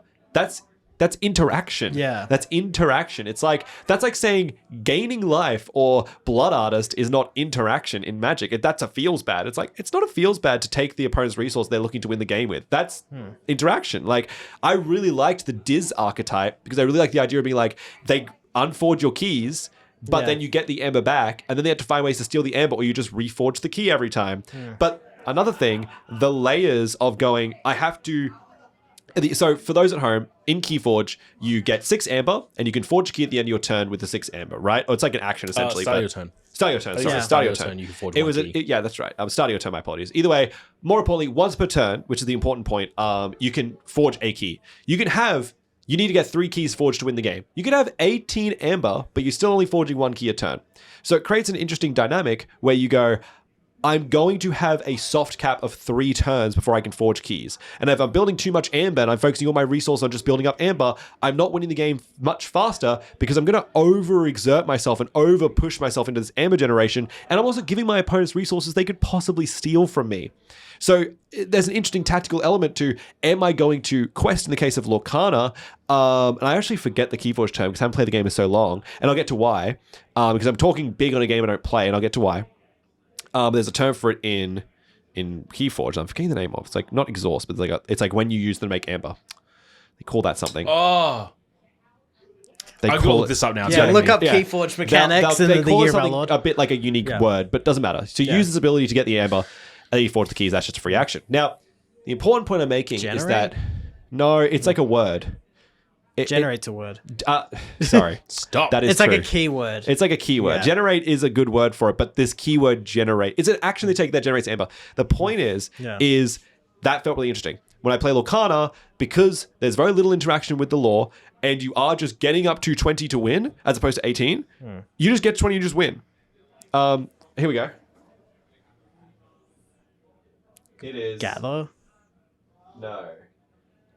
Accumulate. Keep scrolling. We're going to find it. Using cards. Acquire. Reap. Reap. Yeah, reap. It was called, I was going to say, it's not like it doesn't mean the thing. Yeah. It's not a word that just means get amber. It's a random word that just is what you do. You reap with them. God, by the way, the art style of Keyforge, God, that's so exciting. I love the Keyforge art I style. really need to get that Genesis book. God, yeah, right. Oh, we got to get that Genesis book. The world of Keyforge is interesting. Okay, and this is what I'm going to get to. Yep. Keyforge has great game theory. It has great tactical design. However, everything else sucked. Yeah. If Keyforge was just a collectible card game where you can make your own decks, and it had deck building Yeah, restrictions, the deck it would have been really building. good. Yeah. The fact that they had to introduce chains in order to make decks not broken and ban certain decks and make all of it booster pack decks was the death of the game. It truly was the death of the game. It had nothing to do with how good the game was tactically, because the game was really good tactically. It's just you physically cannot keep playing Keyforge. Keyforge is designed innately as a game that you pick up 2 decks, you play. That's like saying, I don't play Magic Commander, I just play Jumpstart. Nobody just plays Jumpstart. Nobody just plays Jumpstart, okay? And the thing about Keyforge was some of its mechanics, like I said, chains, and the way you'd call the type of house you're about to play and the deck building designs were built around that. However, you could have just said it's a 60 card format and 20 of each card in your deck must be a different house. Like you have 3 different houses, you pick 3, like deck building constrictions. Yeah, no more than 3 of the same card. Correct. And no more than 3 of the same card, problem solved, right? That would be great. It'd be so great. Now, would that mean that there are metaforms? Yeah. And they were trying to avoid a metaforming. And you go, but you it did can't anyway. avoid. Literally, first of all, it did. And second of all, you can't avoid a metaforming because that's an innate design construct of these games. Like Richard Garfield and his team that worked behind it really wanted to reinvent the wheel and go, how do we stop meta existing in a card game? And the answer is like, that is about as equally possible as getting rid of effect boxes. Yeah. That's like so core to a mechanical game. You want to stop a meta? Make a board game. Make a board. Well, even then, even Wormspan has a meta. That's even true. Wormspan has a meta because I've got a guy who's been telling me all about Wormspan. I'm learning about the meta of Wormspan. I'm like, you know what has by the way, looking at your computer screen right there, you know what else has a meta? Beyblade. Yeah. Beyblade, you shoot a disc into a ring and he goes... Yeah, look, Beyblade's deeper than it looks, all right? Yeah. Really? It's almost like all these tactical games are much deeper than they look. You know what I mean? At a core level. It's all about how you rip the Beyblade. I'm getting angry now. Yeah. Okay, everyone. I'm getting angry let's now. let's get back to Lorcana. Lorcana. So... Lorcana is boneless Keyforge. I will not be moving from this point. This is the end of my TED Talk. Lorcana is boneless Keyforge, and I like the gristle. That's my favorite part of the meal. Do you reckon they add in more lore, like interaction in the later sets coming up? Because like obviously we've only really had a whiff at like the first set or 2. Do you reckon that that's something that they do going forward, or do you think that's the kind of philosophy they want to keep all the way through? I reckon if they start moving into that, it's gonna be a big shift to the game that they may it would be like opening a Pandora's box of design that they may not be able to close. It'd be cool if you get like a dark hooded Winnie the Pooh that's whole thing is like stealing your honey, which is your lore. Yeah, I can see that. But it's like casting like the magic, kind of like the dark Mickey in the starter box for the first set. Yeah, that kind of vibe. And that kind of vibe. And even that on that same point, like I don't think it's wrong that they can introduce these mechanics. Yeah. But I don't think introducing the mechanics that technically were in Keyforge are just going to fix Lorcana for me. You know what I mean? I don't think that's just going to randomly fix the game for me. For me, I go, well, while that's true, I think it's so many multiple layers of what made Keyforge unique and interesting to me. Yeah. Like even the nature of how there was no resource and you just kind of played the cards that you had based on the house that you called really also made the game very interesting and made the game dynamic and felt like its own thing. You know, having the whole same resource system you see from most games around minus the ink spot like stuff, you know, to me, again, it has so many derivative elements that it doesn't excite me. And I love Disney. I'm a big Disney guy. I love Disney movies, love that. But again, you know, like the same thing I said about the Fallout decks in Commander, you know, if there's a Kingdom Hearts set of Lorcana, you're like, I'm going to be all over it. But that's nothing to do with the game itself. It comes back to the whole point of Lorcana, which is it's not even designed to sell to people to play. It's not designed to sell to people to play. It's a fine game and it's fun, just like Pokemon is. But it's like Disney is a multi-billion-dollar. I wouldn't be surprised if it's up almost at the trillion now. It's a multi-billion-dollar mega industry. Multinational, mega billion brand. Like it's a huge brand. It doesn't need Lorcana to pick it up. Magic the Gathering is built upon the card game. That's all that matters about the game. So they can do things like, hey, let's have Fallout decks because it'll sell because that's cool. It's an archetype. But the game itself, people will play. People will not just buy the Fallout cards necessarily directly only to collect. And that margin is small. Whereas Pokemon is like, no, the margin is huge on Pokemon, people just buying to collect. Same thing with Lorcana, in my opinion. And that's why these like super expensive Elsas can exist. Not because they're top of the metagame, and Elsa's a bad example, she's pretty good. But like, not because they're top of the metagame, but because people like Elsa. You will see these cards more on the floors of, you know, people with kids, like their houses, than you probably will at your like local shop, do you reckon? I can agree. I also do think, to be fair as well, that kind of comes back to this argument of like why the lore stealing is a mechanic that we may not see in the future necessarily, because I also think it is a game that, while not pushed exclusively to kids, it wants to be accessible to all ages. Yeah. And the more mechanics you shove into it, it becomes less accessible. I can't imagine an 11-year-old me trying to learn to play Keyforge. I feel like Keyforge was too complex as well for what it was trying to do. Yeah. And that went wrong on so many ways because, again, it was a game designed to play in an afternoon and randomly on a whim, which is just not how the mechanics of the game work. The game was just too complex. It was supposed to be the game you played in between games. Yeah, it was literally that, Which is very much a Richard Garfield like kind of thing. a staple. Yeah. Look, Keyforge. Lorcana, I'm on the fence on. I thought the game was fine. I think the game... You talk about a game that's meant to be accessible. If you're a card player, it's very accessible. Oh, yeah. If you're not a card player, you will get hung up on it, though. Like, it's almost like... I don't want to... Not to be disparaging to Jenna and Cassie, the other two owners here. They are not card game players, right? They don't play Magic the Gathering that much, or Star Wars Unlimited, or any of that stuff. That's very firmly like my domain of the business. When we got hold of some Lorcana decks and played some games a couple of months back, for me, as a seasoned card player, it took 2 turns. I got it. Perfect. But for Jenna and Cassie that are not card game players, the game still required a lot of like reminder and steps on those mechanics that learning the lexicon and learning the game like system that felt like it wasn't as accessible as it says it is. Yeah, almost like, see, the thing with like Pokemon, right, is it's really flat on what it does. You know, like it is a game that you can pick up and play because it's literally read the card, it does it. Ooh, I disagree. I really disagree. In fact, I want you to tell me this, right? Is it also correct to say that 99% of people who played Pokemon for the first time made the game up? 99% of players who played Pokemon for the first time... When I was 9, yes. Yeah. As in the younger audience, which is what we're referencing. Nobody knew how to play Pokemon correctly. Pokemon, I do not think at all is a game that you can just pick up the way you're saying. I think people like Cassie and Jenna would not pick up Pokemon instantly, and they would need to learn constantly. There would be like, even just playing, you only get one supporter every turn. Looks identical to an item, except it's a person. You only put one of those per turn. We play as many items as you want per turn. It's like, how many energies can I put down? Like, can I put on my active or my bench, or how many can I put down on each? And it's like, I think that the game is easier because it is designed for kids to play as well. It's 8+. I do not agree that Pokemon is... I think that I think that Pokemon would be easier to pick up than Lorcana. But I think Lorcana is as easy to pick up as Disney's Villainous is. And that's Ravensburger. That is a good game. That's how I feel. Because I really like Villainous, but I found that I picked up Villainous in 2 turns.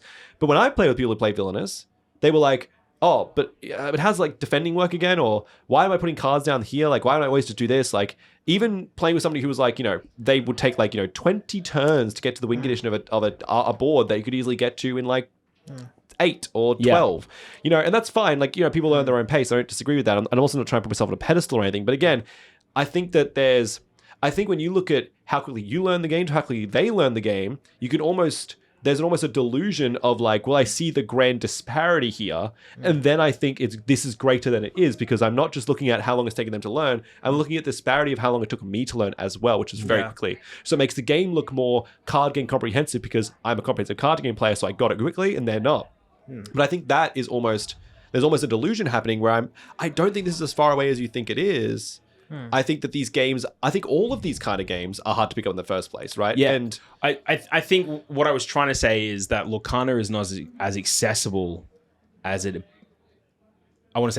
touts itself to be. Kind of thing. Yeah, I think by design of being a competitive card game. And it's not intuitive. I think that's more to do with the Disney presentation, because you in your mind, you're like, oh, this is just like fun, whimsical, like kid stuff. And also we're coming from a perspective, all 3 of us, as like seasoned like TCG players, so we kind of know like mechanics and through lines across a lot of card games tend to share similarities at like the bare bones, like meta level. Like how I was calling it derivative in the first place, right? Yeah, exactly. So like we have that understanding, but like I think a majority of the people who are probably going to get into Lorcana are going to be probably these first timers or like kids who. And you are correct there. Yeah. That's the thing for me though, is it not being as accessible as it first looks. Yeah. As it first presents itself to be. Yeah. Means that I'm concerned about a very large drop off. In players. Yeah. But I don't think those people who go, I don't really get the game, are going to stop buying the product, because I feel like those players are going to go, well, I really want the cards anyway because I'm just collecting them because they're cool. And also it just looks nice on the But shelf. that does change how much they buy. By definition, yes. And how much they buy into, in the sense of like, events are a very important part of investment for the store. Like that we actively held back. We have, I'd say we have about 60 boxes of first chapter right now that are all sitting tucked away because of events we're running over the next 2 weeks. Okay, but I think there's another layer to be added here, right? Which is, I agree with what you're saying, right? I don't think you're wrong in saying that that's going to affect like ticket sales and people aren't going to invest in the game. But I think that's not while it is a reflection of Lorcana being, and I can agree to an extent that it's like it just presents itself as something that's like you can pick up and play easily, and it's more comprehensive than that. And it is like, it takes a few games to get into, which I think can be true about a lot of things. I think it's more a reflection of the economics of card games in today's industry, where it's like the people who are going to be consistently investing in and playing the game are probably not new players anyway. A player's not going to get into Lorcana as their first card game and then go, I'm all in, I'm coming to every single event, I'm going to play all the time. I think that's such a rare situation. I think in today's economy, you're going to get exclusively, consistently card game players that have been in the game for a while. When we were playing Flesh and Blood, and we're going to bring that up on the channel again, when we played Flesh and Blood in the store, a lot of our competitive players, a lot of the people who wanted to keep coming back and buying product were ex-Yu-Gi-Oh players. Yep. Or were still Yu-Gi-Oh players. And they were playing the scene, and they want to play another new card game. So they want to get involved with a new competitive card game. And I think those kind of players are the ones that are going to come back and keep buying prizes. But even if the game was easier to pick up, you would still have those casual players pushed out of the game anyway by the inclusion of those players anyway. We've talked about that at length on the podcast before. I think you're hitting, this always like comes back to my Richard Garfield trying to fix a problem that you just can't fix. That feels like a problem that you just can't fix. Even if the game was stupidly simple, right? Which then probably wouldn't bring in the crowds of people who are in franchise anyway. Again, the economics of card games in today's environment, especially in a world of 30,000 plus cards in Magic and Yu-Gi-Oh the way it is and Pokemon the way it is. I think that you need to go, well, those players are gone to this game anyway.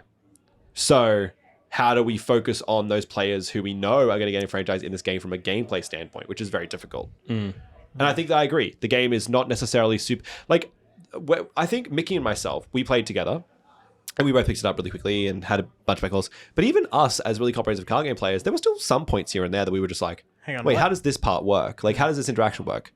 Does this work the way I think it does? Because some games are just the opposite of each other, where the stack works and the chain works or whatever. They're like the opposite of each other. So it's like, how does this actually work? I could just assume it works like Magic, or I could assume it works like Yu-Gi-Oh, but that would be wrong. I can on only one side. target tapped things. Yeah, you know, that like- kind of stuff, right? So how does this actually work? Yeah.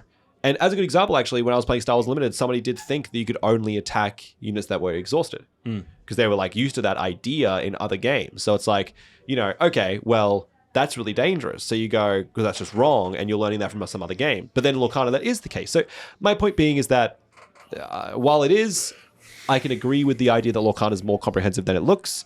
I also don't agree with the idea that that's going to cost us more than just a competitive game by design would already cost those players from us. I think the point I'm trying to get to is that the game, for me, sits in a space where it doesn't feel deep enough to grab experienced players, but it feels too deep for pick up and play. I can see that. Yeah. You know what I mean? Yeah, I can see that. That was what I was saying. I kind of leaned on that earlier, where I was like, I feel like that would be the problem. Where I was saying earlier, like, you know, then if it was so easy to pick up, then people wouldn't play it. Yeah. I feel like it's in this weird limbo. Yeah. Where it's just out of the range of being so easy to pick up that anyone can play it, but it's also just has a lack of depth. That means we're not going to get really rewarded as much as we would by any other card game that we're probably already invested into and engaged in with. saying that, it's really only first chapter stuff that I've played. See, I Yeah. played a little bit of the 4th set because I've got friends who pick it all up from overseas, and there's a lot more going on in those sets for sure. A lot more, actually. Yeah. But I think that comes back to, this is almost like how Star Wars Limited introduced Smuggle and Bounty and other mechanics like that. It's just introducing more mechanics that do more complex things, not finding ways to interestingly, engagingly, like, shape up how core mechanics work. In the sense that I agree that Smuggle is interesting, I also think that Smuggle is just a mechanic that the set has introduced, and it's just in this set. And if we get the next set and there's not much Smuggle in it, I wouldn't be very surprised, because that's kind of like the Shadows of the Galaxy thing.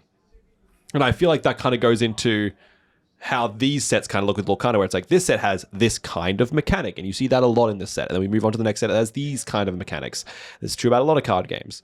But I kind of give a pass to set games like Magic and Yu-Gi-Oh! Where it's like, well, actually Yu-Gi-Oh! Doesn't do this, which is very funny, but I give passes to Magic where I'm like, well, you're 30 years old. This dog's legs are broken at the back and it's dragging itself around. Like, you're 30 years old. You know, you're going to get to a point where it's like, we kind of just don't want to keep reinventing the wheel. Whereas, like, I feel like Let's games just release like Kicker again. Yeah, let's just Kicker again. I feel like Lorcana, and to an extent Star Wars Limited, could benefit a bit from reinventing the wheel a little bit, because it makes it really engaging and interesting. And that's where you were talking about the whole stealing lore thing. Yeah. That, for me, is a little bit of a reinventing of the wheel, which kind of gives you this little bit of a, wow, the game's actually now fundamentally give me some new things to think about. Yeah. That isn't just, this card is broken, how do I deal with this card? Yeah. So. Cool. So yeah, look, we'll see what it looks like after the next 2 weeks with first chapter events. The starter deck learn to play events, they've been going through okay. If you are interested in Lorcana, the first chapter, if you are interested in Disney Lorcana, and seeing it played here at Vault, I would thoroughly recommend getting involved in the sealed or the draft events. I do want to say that how these events, the popularity of these events are very important to us, because they will dictate how invested we are in this, right? Like Like, at the end of the day, if you don't play, we don't support it. yeah. But like, same thing with a lot of games. It's where Flesh and Blood went. You don't play it, we don't support it. Like, that's where we're a community-funded and organized business first and foremost. So, play the game, we'll support you. And if you don't want to come along and you don't want to play the game, that's okay. We're also okay with that. We're not angry at you. Yeah. We're just disappointed. I'm kidding, but you know, I'm a dad now, so yeah. and It's Connor not- now, so both Same. Connor and I can be disappointed. I'm next, honestly. I guess that's what it is, right? Now I gotta pop a kid Statistically, out. yeah. Statistics. Is that statistics?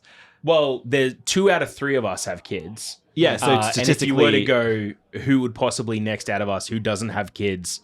It's 100% you. yeah, but the next person, I think statistically, the next person who had a kid is more likely one of you than it is me. But if you say statistically, out of the people that haven't had a kid, you're kind of like muddling Statistically, the pie a the little most bit. likely to become a dad next is you. Oh, I don't become know. a dad? In my brain, man, you're just gonna be like the cool rich uncle, you know? Yeah. Like I the- don't know if Sorry, I'm ever you going to missed go Rich that. to get. Hey, no one- He's not no gonna one- have kids, so I'm a he young- won't, It doesn't matter. Yeah. Hey, dude. It's a modern world. No one's rich, my man. Yeah. I'll wow. show you. Anyway, so look, at the end of the day, Yeah. Look, if Yeah. events, What we talking if events about? aren't, Lorcana. if events aren't Firing. we're not going to support it. If events on fire and the game is retiring. I guess. true. That's great. Yeah. That's a great rhyme. Yeah. I guess without trying to be too mercurial, like as a business, we got to pay rent and we got to pay staff and cash flow. Yeah, and also- cash flow is king. Yeah. And also, Capitalism. Lorcana is a big game that takes up a lot of our store from how much we've had to set aside to run these events. Yeah. Yeah. It's costing us a lot to run these events. So it's one of these things where it's like, we can't afford to just lose, especially when we have games like we talk about, Star Wars, Magic, all these, Warhammer, these games that we play, we're going to Not to mention the sheer amount of events that we have had to say no to over the course of June through to August because we've had to set aside time for these Lorcana events. Yeah. Is insane. I've been trying to set up a Warcry and Kill Team event for the mid-year, which I did last year for Warcry. I want to do it this year, and I can't. I told Reed for ages. I'm like, is there any way we get like, no. Maybe Unless end of August. Yeah, well, that's end of August. I'm Actually, no, trying to August get is the full now, wheels too. moving for something at Clayfield as well. So Yeah. August yeah. is already filling up. Yeah. with That's events it. because Exactly. it's all the stuff that we couldn't run yeah. during Yeah. June, July, But August Lorcana is period. August is when my league for 3rd edition starts. Yeah. So you know what I mean? That's what I'm focused on then. So it's like, Oh, for AOS. for AOS. Fourth edition, you mean? Well, 4th edition now. Yeah. Yeah. It'll be 4th edition by then. So, but that's really important, right? Because it'll be the first event we kick off for 4th edition. Yes. So the first event we'll be doing the league, and I'll be organizing the whole thing. So I'm going to be totally focused on that because I've got a whole new game to learn as well. Yep. So, feel like- So that's can't be doing- Lorcana. Yeah. Speaking of fourth. Speaking Yeah. of 4th edition, Fourth. Age of Sigmar 4th edition. Obviously, we all saw it coming. We all knew about it. Age of Sigmar, 4 kids. Four. I'm leaving. We Bye. ignore the chaos gods when it comes to kids. Yeah. Well, there's 5 now. That's fair. That's right. The Horned Rat is now a chaos The god. Great Horned Rat. The soft recon has now got a hard launch. Yep, exactly. Look, we're obviously Yeah. given Trent's propensity to waffle on about Age of Sigmar. We will have an episode in the future dedicated to A whole episode. 4th I edition. mean, once so exciting. everything comes out, like we'll get the full breakdown. We're like a third of the way through. I think faction breakdowns, faction. That's what we'll probably do Write-ups? next time. We'll probably talk Yeah. about next time we talk Yeah. about HMO, we'll probably do the faction write-ups. But just in short form, what are you excited about 4th edition? I don't know. Kind of everything. Just some small things. Okay, I'll tell you. There's a 4th edition. It looks a lot like 10th edition for Warhammer 40,000. It's a kind of a full reboot. We're going from the ground up, starting the game again. However, that feels very wrong. We're coming back to a lot of mechanics that used to exist in the way that we have kind of War Scroll battalions coming back.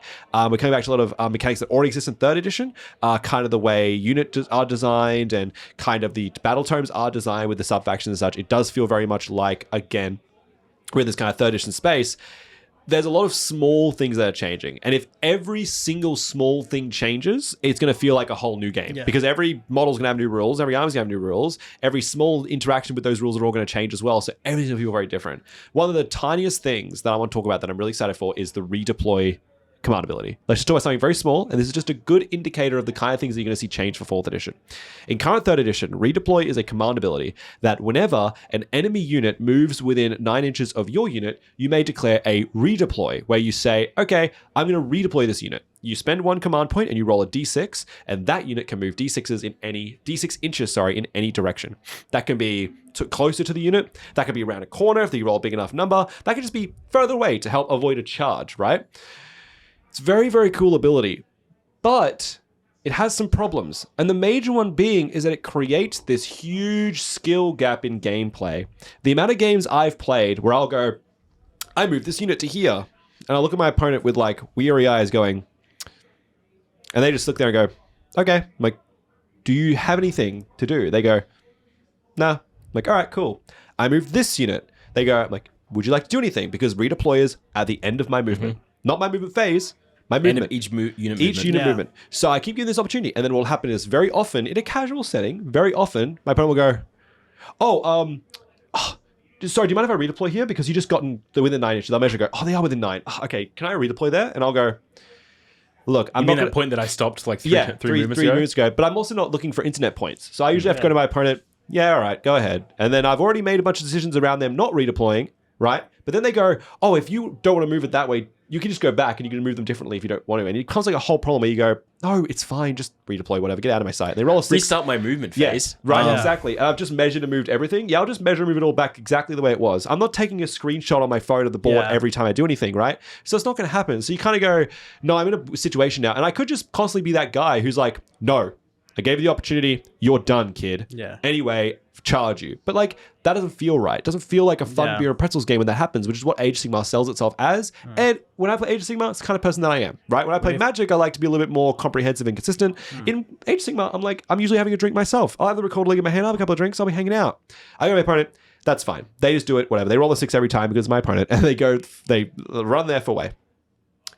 In 4th edition, the ability is changing to be at the end of the movement phase, 1 unit in your army can redeploy, roll a d6, it moves that many inches. No requirement of enemy units going near them. You can take a unit in the very back of your board that's an archer unit, roll a d6 and shove them onto an objective in the back line. Move them around a corner. They don't get to get shot at by the enemy big like warp laser cannon that came around the corner, and you go, cool, no, I'm going to hide my little like shooting unit. Like some cool options around it. It's a tactical ability. It's an interesting ability. And it's a lot easier to use, and it's less punishing. It's more forgiving. It's an easy ability to use. It's probably just more fun, and it could be more powerful sure, a lot of the fourth edition stuff just looks a lot more powerful.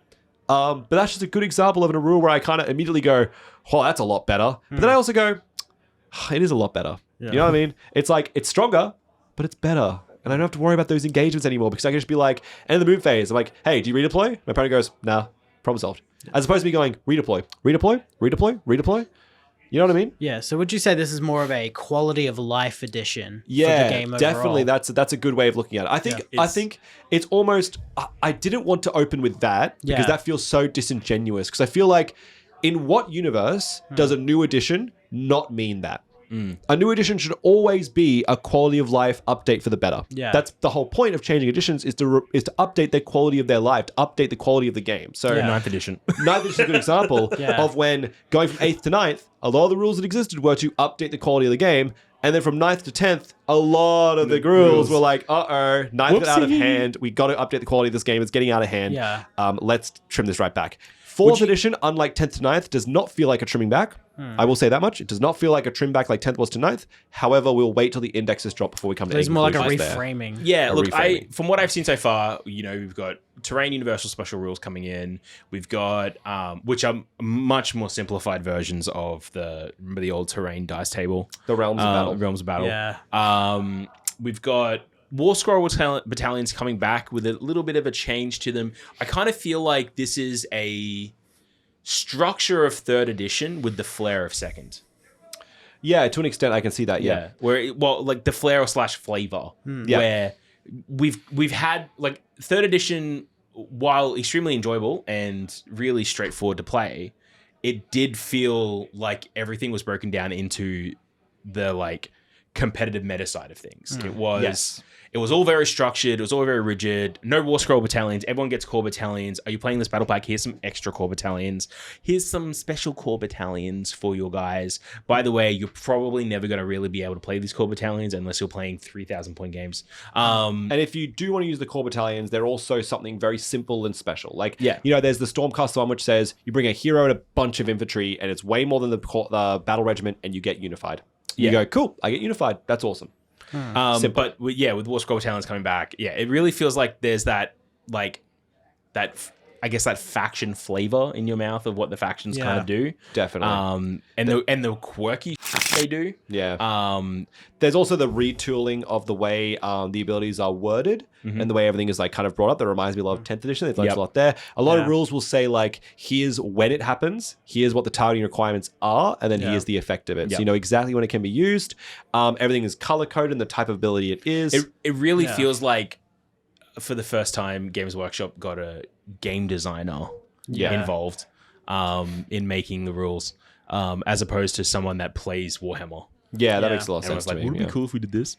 I think 3rd edition was actually... So I think 2nd edition was trying to fix the problems of 1st edition without taking away from its flavor and fun. And I think 3rd edition was suffering for the sins of 1st and 2nd, 1st being an absolute nightmare and 2nd just not giving up on that. And I think 3rd suffered a lot because of it, because 3rd was like, no, we're really a real game. You got to trust us, guys. We can be played at events. We're a real game. You got to believe us, right? And to be fair, 3rd edition, it was really comfortable to play as well. It was a comfortable game to play. Like, it didn't have as wild of the quirkiness unless you versed Gotrek Gurnison or Kragnos, but it felt like very structured and it was a very comfortable, safe space to play without being too surprised by what's going on. But honestly, that's kind of one thing I enjoyed about 2nd edition is like the surprises from the quirky builds.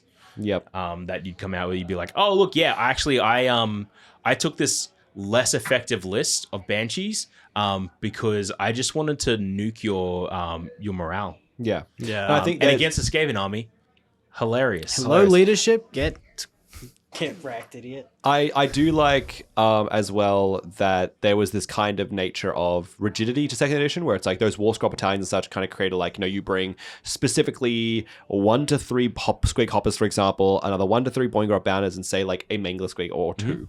And then it had like you bring these specific models, they get this specific buff. So lists became very homogenous where it's like, what's the best stuff in Gloomspike kits? Not only am I playing those rules, I'm also bringing these specific models, they fit into those rules. This is something coming back for 4th edition, which worries me a little bit. However, in 3rd edition, we kind of went away from that entirely, but due to the nature of requiring battle line and battle line being unlocked by certain generals, you kind of hit a wall of like, well, it didn't solve the problem enough because people still brought the best stuff and skewed into the best stuff in the book. Because that's also, again, we talk about meta, that's always going to happen. So I don't think you can resolve that. I'm glad 4th is trying to resolve that. I would say if I have to give it like the chicken as it were, I would say that I really, really dislike the double turn not going away. I do not care, Age of Sigmar. I do not care. It is not a good mechanic. Rolling initiative every turn is not a good mechanic. It works wonders in games where you cross activations. In games like Malifaux and Warcry and games like Kill Team, having the initiative pass back and forth is super easy to control because you're only passing back and forth and activation. And even then, taking the initiative in a game of Kill Team can make or break a game sometimes. Happening in Warcry, happening in Malifaux can make or break a game sometimes because it's so important. And it's that important in a game where it generally doesn't matter. No, you're talking about turn-by-turn gameplay and you're still going to pretend that taking 2 turns in a row is not broken. Yeah. I'm sorry, but taking 2 turns in a row doesn't matter how many points, without making it undoable, without making it like terrible and unplayable, you can't toe the line. Yeah. It's just always going to be a problem. Does getting back-to-back activations with Kragnos or Marathi suck? Yeah. But it sucks more getting back-to-back activations against Marathi and her army, and then Marathi and her army. And also, and more importantly, like they talk about how it's, but if you're in combat, you're gonna have to either like fight again, and you don't get to fight like all the charges like in 40k, that'd be broken, which it would be stronger, yeah. And then you talk about like, but you don't get all your spells off. You got to recast all your spells. You're like, I just will do that. But more importantly, speaking of things you do not want to get double turned by, 30 Aurelin Sentinels with bows throwing mortal wounds at you every turn twice in a row. You can have your units go, okay, I'm hiding behind cover. I'm not really in the way of these shots. And all of a sudden they get to move twice and shoot you twice. Sometimes in these armies, they can shoot in the hero phase, letting them shoot up to 3 times or 4 times before you get to move your units, before you get to move your units again. Look, 4th edition, it's going to be a big change up. Yeah, it's very exciting. I want to look forward to it. We're going to run through everything. We'll run through everything. We'll run through the new models. We'll run through the faction focuses. Run through the new rules changes. I love that terrain has health now. Yeah. Very cool. I'm looking forward to actually being able to destroy a bad moon without having to bring a monstrous creature. I love that they have health because it kind of brings me back to like 6th, 7th edition when they brought in the fortification rules for 40k. And it's like, if you have a knight or whatever. Nice building you have you there. just stomp the building until it's not there anymore. And it's like, cool, let's Did just like rough did your terrain tank blow up in that building? Well, it's a ruins now. Well, in Legion Imperialis, you still have rules about destroying buildings. It's some of the most fun I've had. That's great. All right. So we'll do more Age of Sigmar 4th in a full episode coming soon. I think that's those are the 4 main things that we missed while we've been gone. Anything else we missed while we've been gone? Remember that Planet of the Apes thing that we did? Yeah. We were like, what RPG setting would you make? And it was the Planet of the Apes. New movie? Oh, sorry, the new movie came out. The new RPG. Connor, bring that shit up. I'm pulling it up. All right, let me find it here in the... it was, God, I remember sending it to you guys too and just being like, hey, remember how we talked about this? Yeah, funny story. There it is. There you go. Alright, let me just put this into the special place. Yeah, it's not to give it too much promo, but there is a Planet of the Apes RPG coming out now. Do we have? I feel like this is maybe something we should do like a live play for. Like we should, or like some I'd be sort of down. like. Yeah. I don't know. We'll see. The character options in there. You know how? What was your big hang up on it? It was like, how do you do this without sounding racist? Well, not just that. How do you do monkey racism? Well, not just monkey racism, but also just like ableism, because like all of the humans have dementia. But anyway, sorry. Yeah. You have the option to play a human with dementia. Great. You can be a state ape orangutan, a gorilla war leader, a gorilla soldier. Sorry, yeah, it's Or you can be an astronaut who's been flung through a wormhole. Or a mute tribal human. Actually, yes. here's the other option you can be. You can be one of the underground mutants worshipping the atom bomb. That's very cool. Okay, there's a bit of Based. fallout going on here. Yeah. I watched the Tim Burton Planet of the Apes again recently. Oh, yeah? Yeah, Prosthetics were good. kind of. That movie's For their time. I guess that movie 2001. made me very upset. I to do be like alive. that the rulebook is going to be in hardback. Yeah, I love when hardcover rulebooks, Yeah. man. But no, that movie made me sad to be alive. New Planet of the Apes movie though. Very excited for it. I gotta go see it. I haven't seen it yet. Yeah, I'm gonna go see it. I'm probably gonna see it tomorrow evening. I've been sick. Baby had first week of daycare and brought home everything. So the whole house had been sick for 2 weeks. Rewatched all of the new trilogy. Yeah, what are they on? They on Disney Plus. Yeah, I'll watch them tonight. Yeah. I'll put at least the first one on Rise of the tonight. Planet of the There's Apes, Dawn of the minis. Planet of the Apes, War for the Planet of the Apes. Yes, Connor, there are minis. Yeah, there's minis, Connor. What is that big thing? Is that a worm? Yeah, it's like a big praying mantis carp worm thing. Yeah, that's it. That's in a book, surely. Yeah. Did I tell you I went to BrizCon recently? So I went to BrizCon. We went to TabletopCon as well. Yep. TabletopCon sucked. That sucked. But anyway, BrizCon was really good. Love BrizCon. And there was a guy selling a bunch of old old comics, and I bought a $10 comic, and it was Star Trek meets Planet of the Apes. That's And amazing. it was like Star Trek goes the original guys, Starship Enterprise goes to the Planet of the Apes, but like the one that's like not Earth, it is just a monkey planet from Tim Burton, If which you is get very the funny. Star Trek 2D20 system, that'd be a cool playthrough. Dude, really, truly. Be like the Prime Directive. Speaking of that Prime doesn't work Directive, we should Prime Direct this episode to be over because Yeah. we've been here for too long. Yes, thank you so much for joining us. That's kind of the stuff that we've seen in the last 2 months while we've been gone. There's been plenty more. Tell us in the comments what you've been engaging with. Yeah, tell us in the comments what have we missed since we've been off air, and let us know what you want us to talk about because we want to hear what.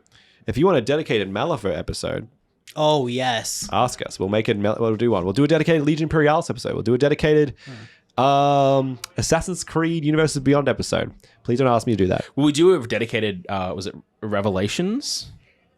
What's The it called? game Revelations. The game. Oh my God. Redemption. Redemption. We could do that if you want. If you want to see a 1995's Redemption, the Holy Bible trading card game, a deep dive into that, anytime. I'd love to do that. We could break that down, bring it up. We still got to do our World of Warcraft trading card game deep dive. Yes, We still go sit down and do that. we do. Maybe And- you do that very soon, actually. Yeah, I'd be up for that. I'd History. also love to do a catch up with Warcry as well because there's so the new much that's- FAQ. We could do that episode. You and Yeah. me could sit down. We'll do our World of Warcraft. We could do a double screening. We'll just Yeah. double record. Who We can knows? figure Get it out. involved. We'll We can figure figure it it out. Yeah, I just like being back in the room, guys. It's been too long. You know what? The only thing I love more than being in the room with you guys is the heat that's currently building up. It's been very warm in here for the last 10 minutes. It's getting real swampy in it's getting here. real swampy in Stark here. contrast to the outside temperatures in Brisbane. Exactly. Thanks so much for joining us, Yeah. everyone. Goodbye, everyone. Don't Bye. forget, hit like, subscribe to the video, get the bell and get notified every time a new video goes live here. Share us on all platforms. Share on all platforms. Answer any questions we have in Spotify. Let us know that you're engaging with us. Get in those comments. Get in the comments. Say welcome. Congrats, Daddy Connor. That's important. That's important. Congrats, Daddy Connor, in the comments, please. I better prefer say it. Corn Dad. You better say congrats, Corn Dad, Yeah. in the comments. Don't That's say okay. Daddy. They can say Corn Dad. That's a different context. Oh, then no. Cool. And Yeah. yeah, that's all I got. Thanks so much. Stay safe. Wash your goddamn hands. Goodbye, Bye, everyone. Goodbye, everyone. Bye. Bye. Poggers.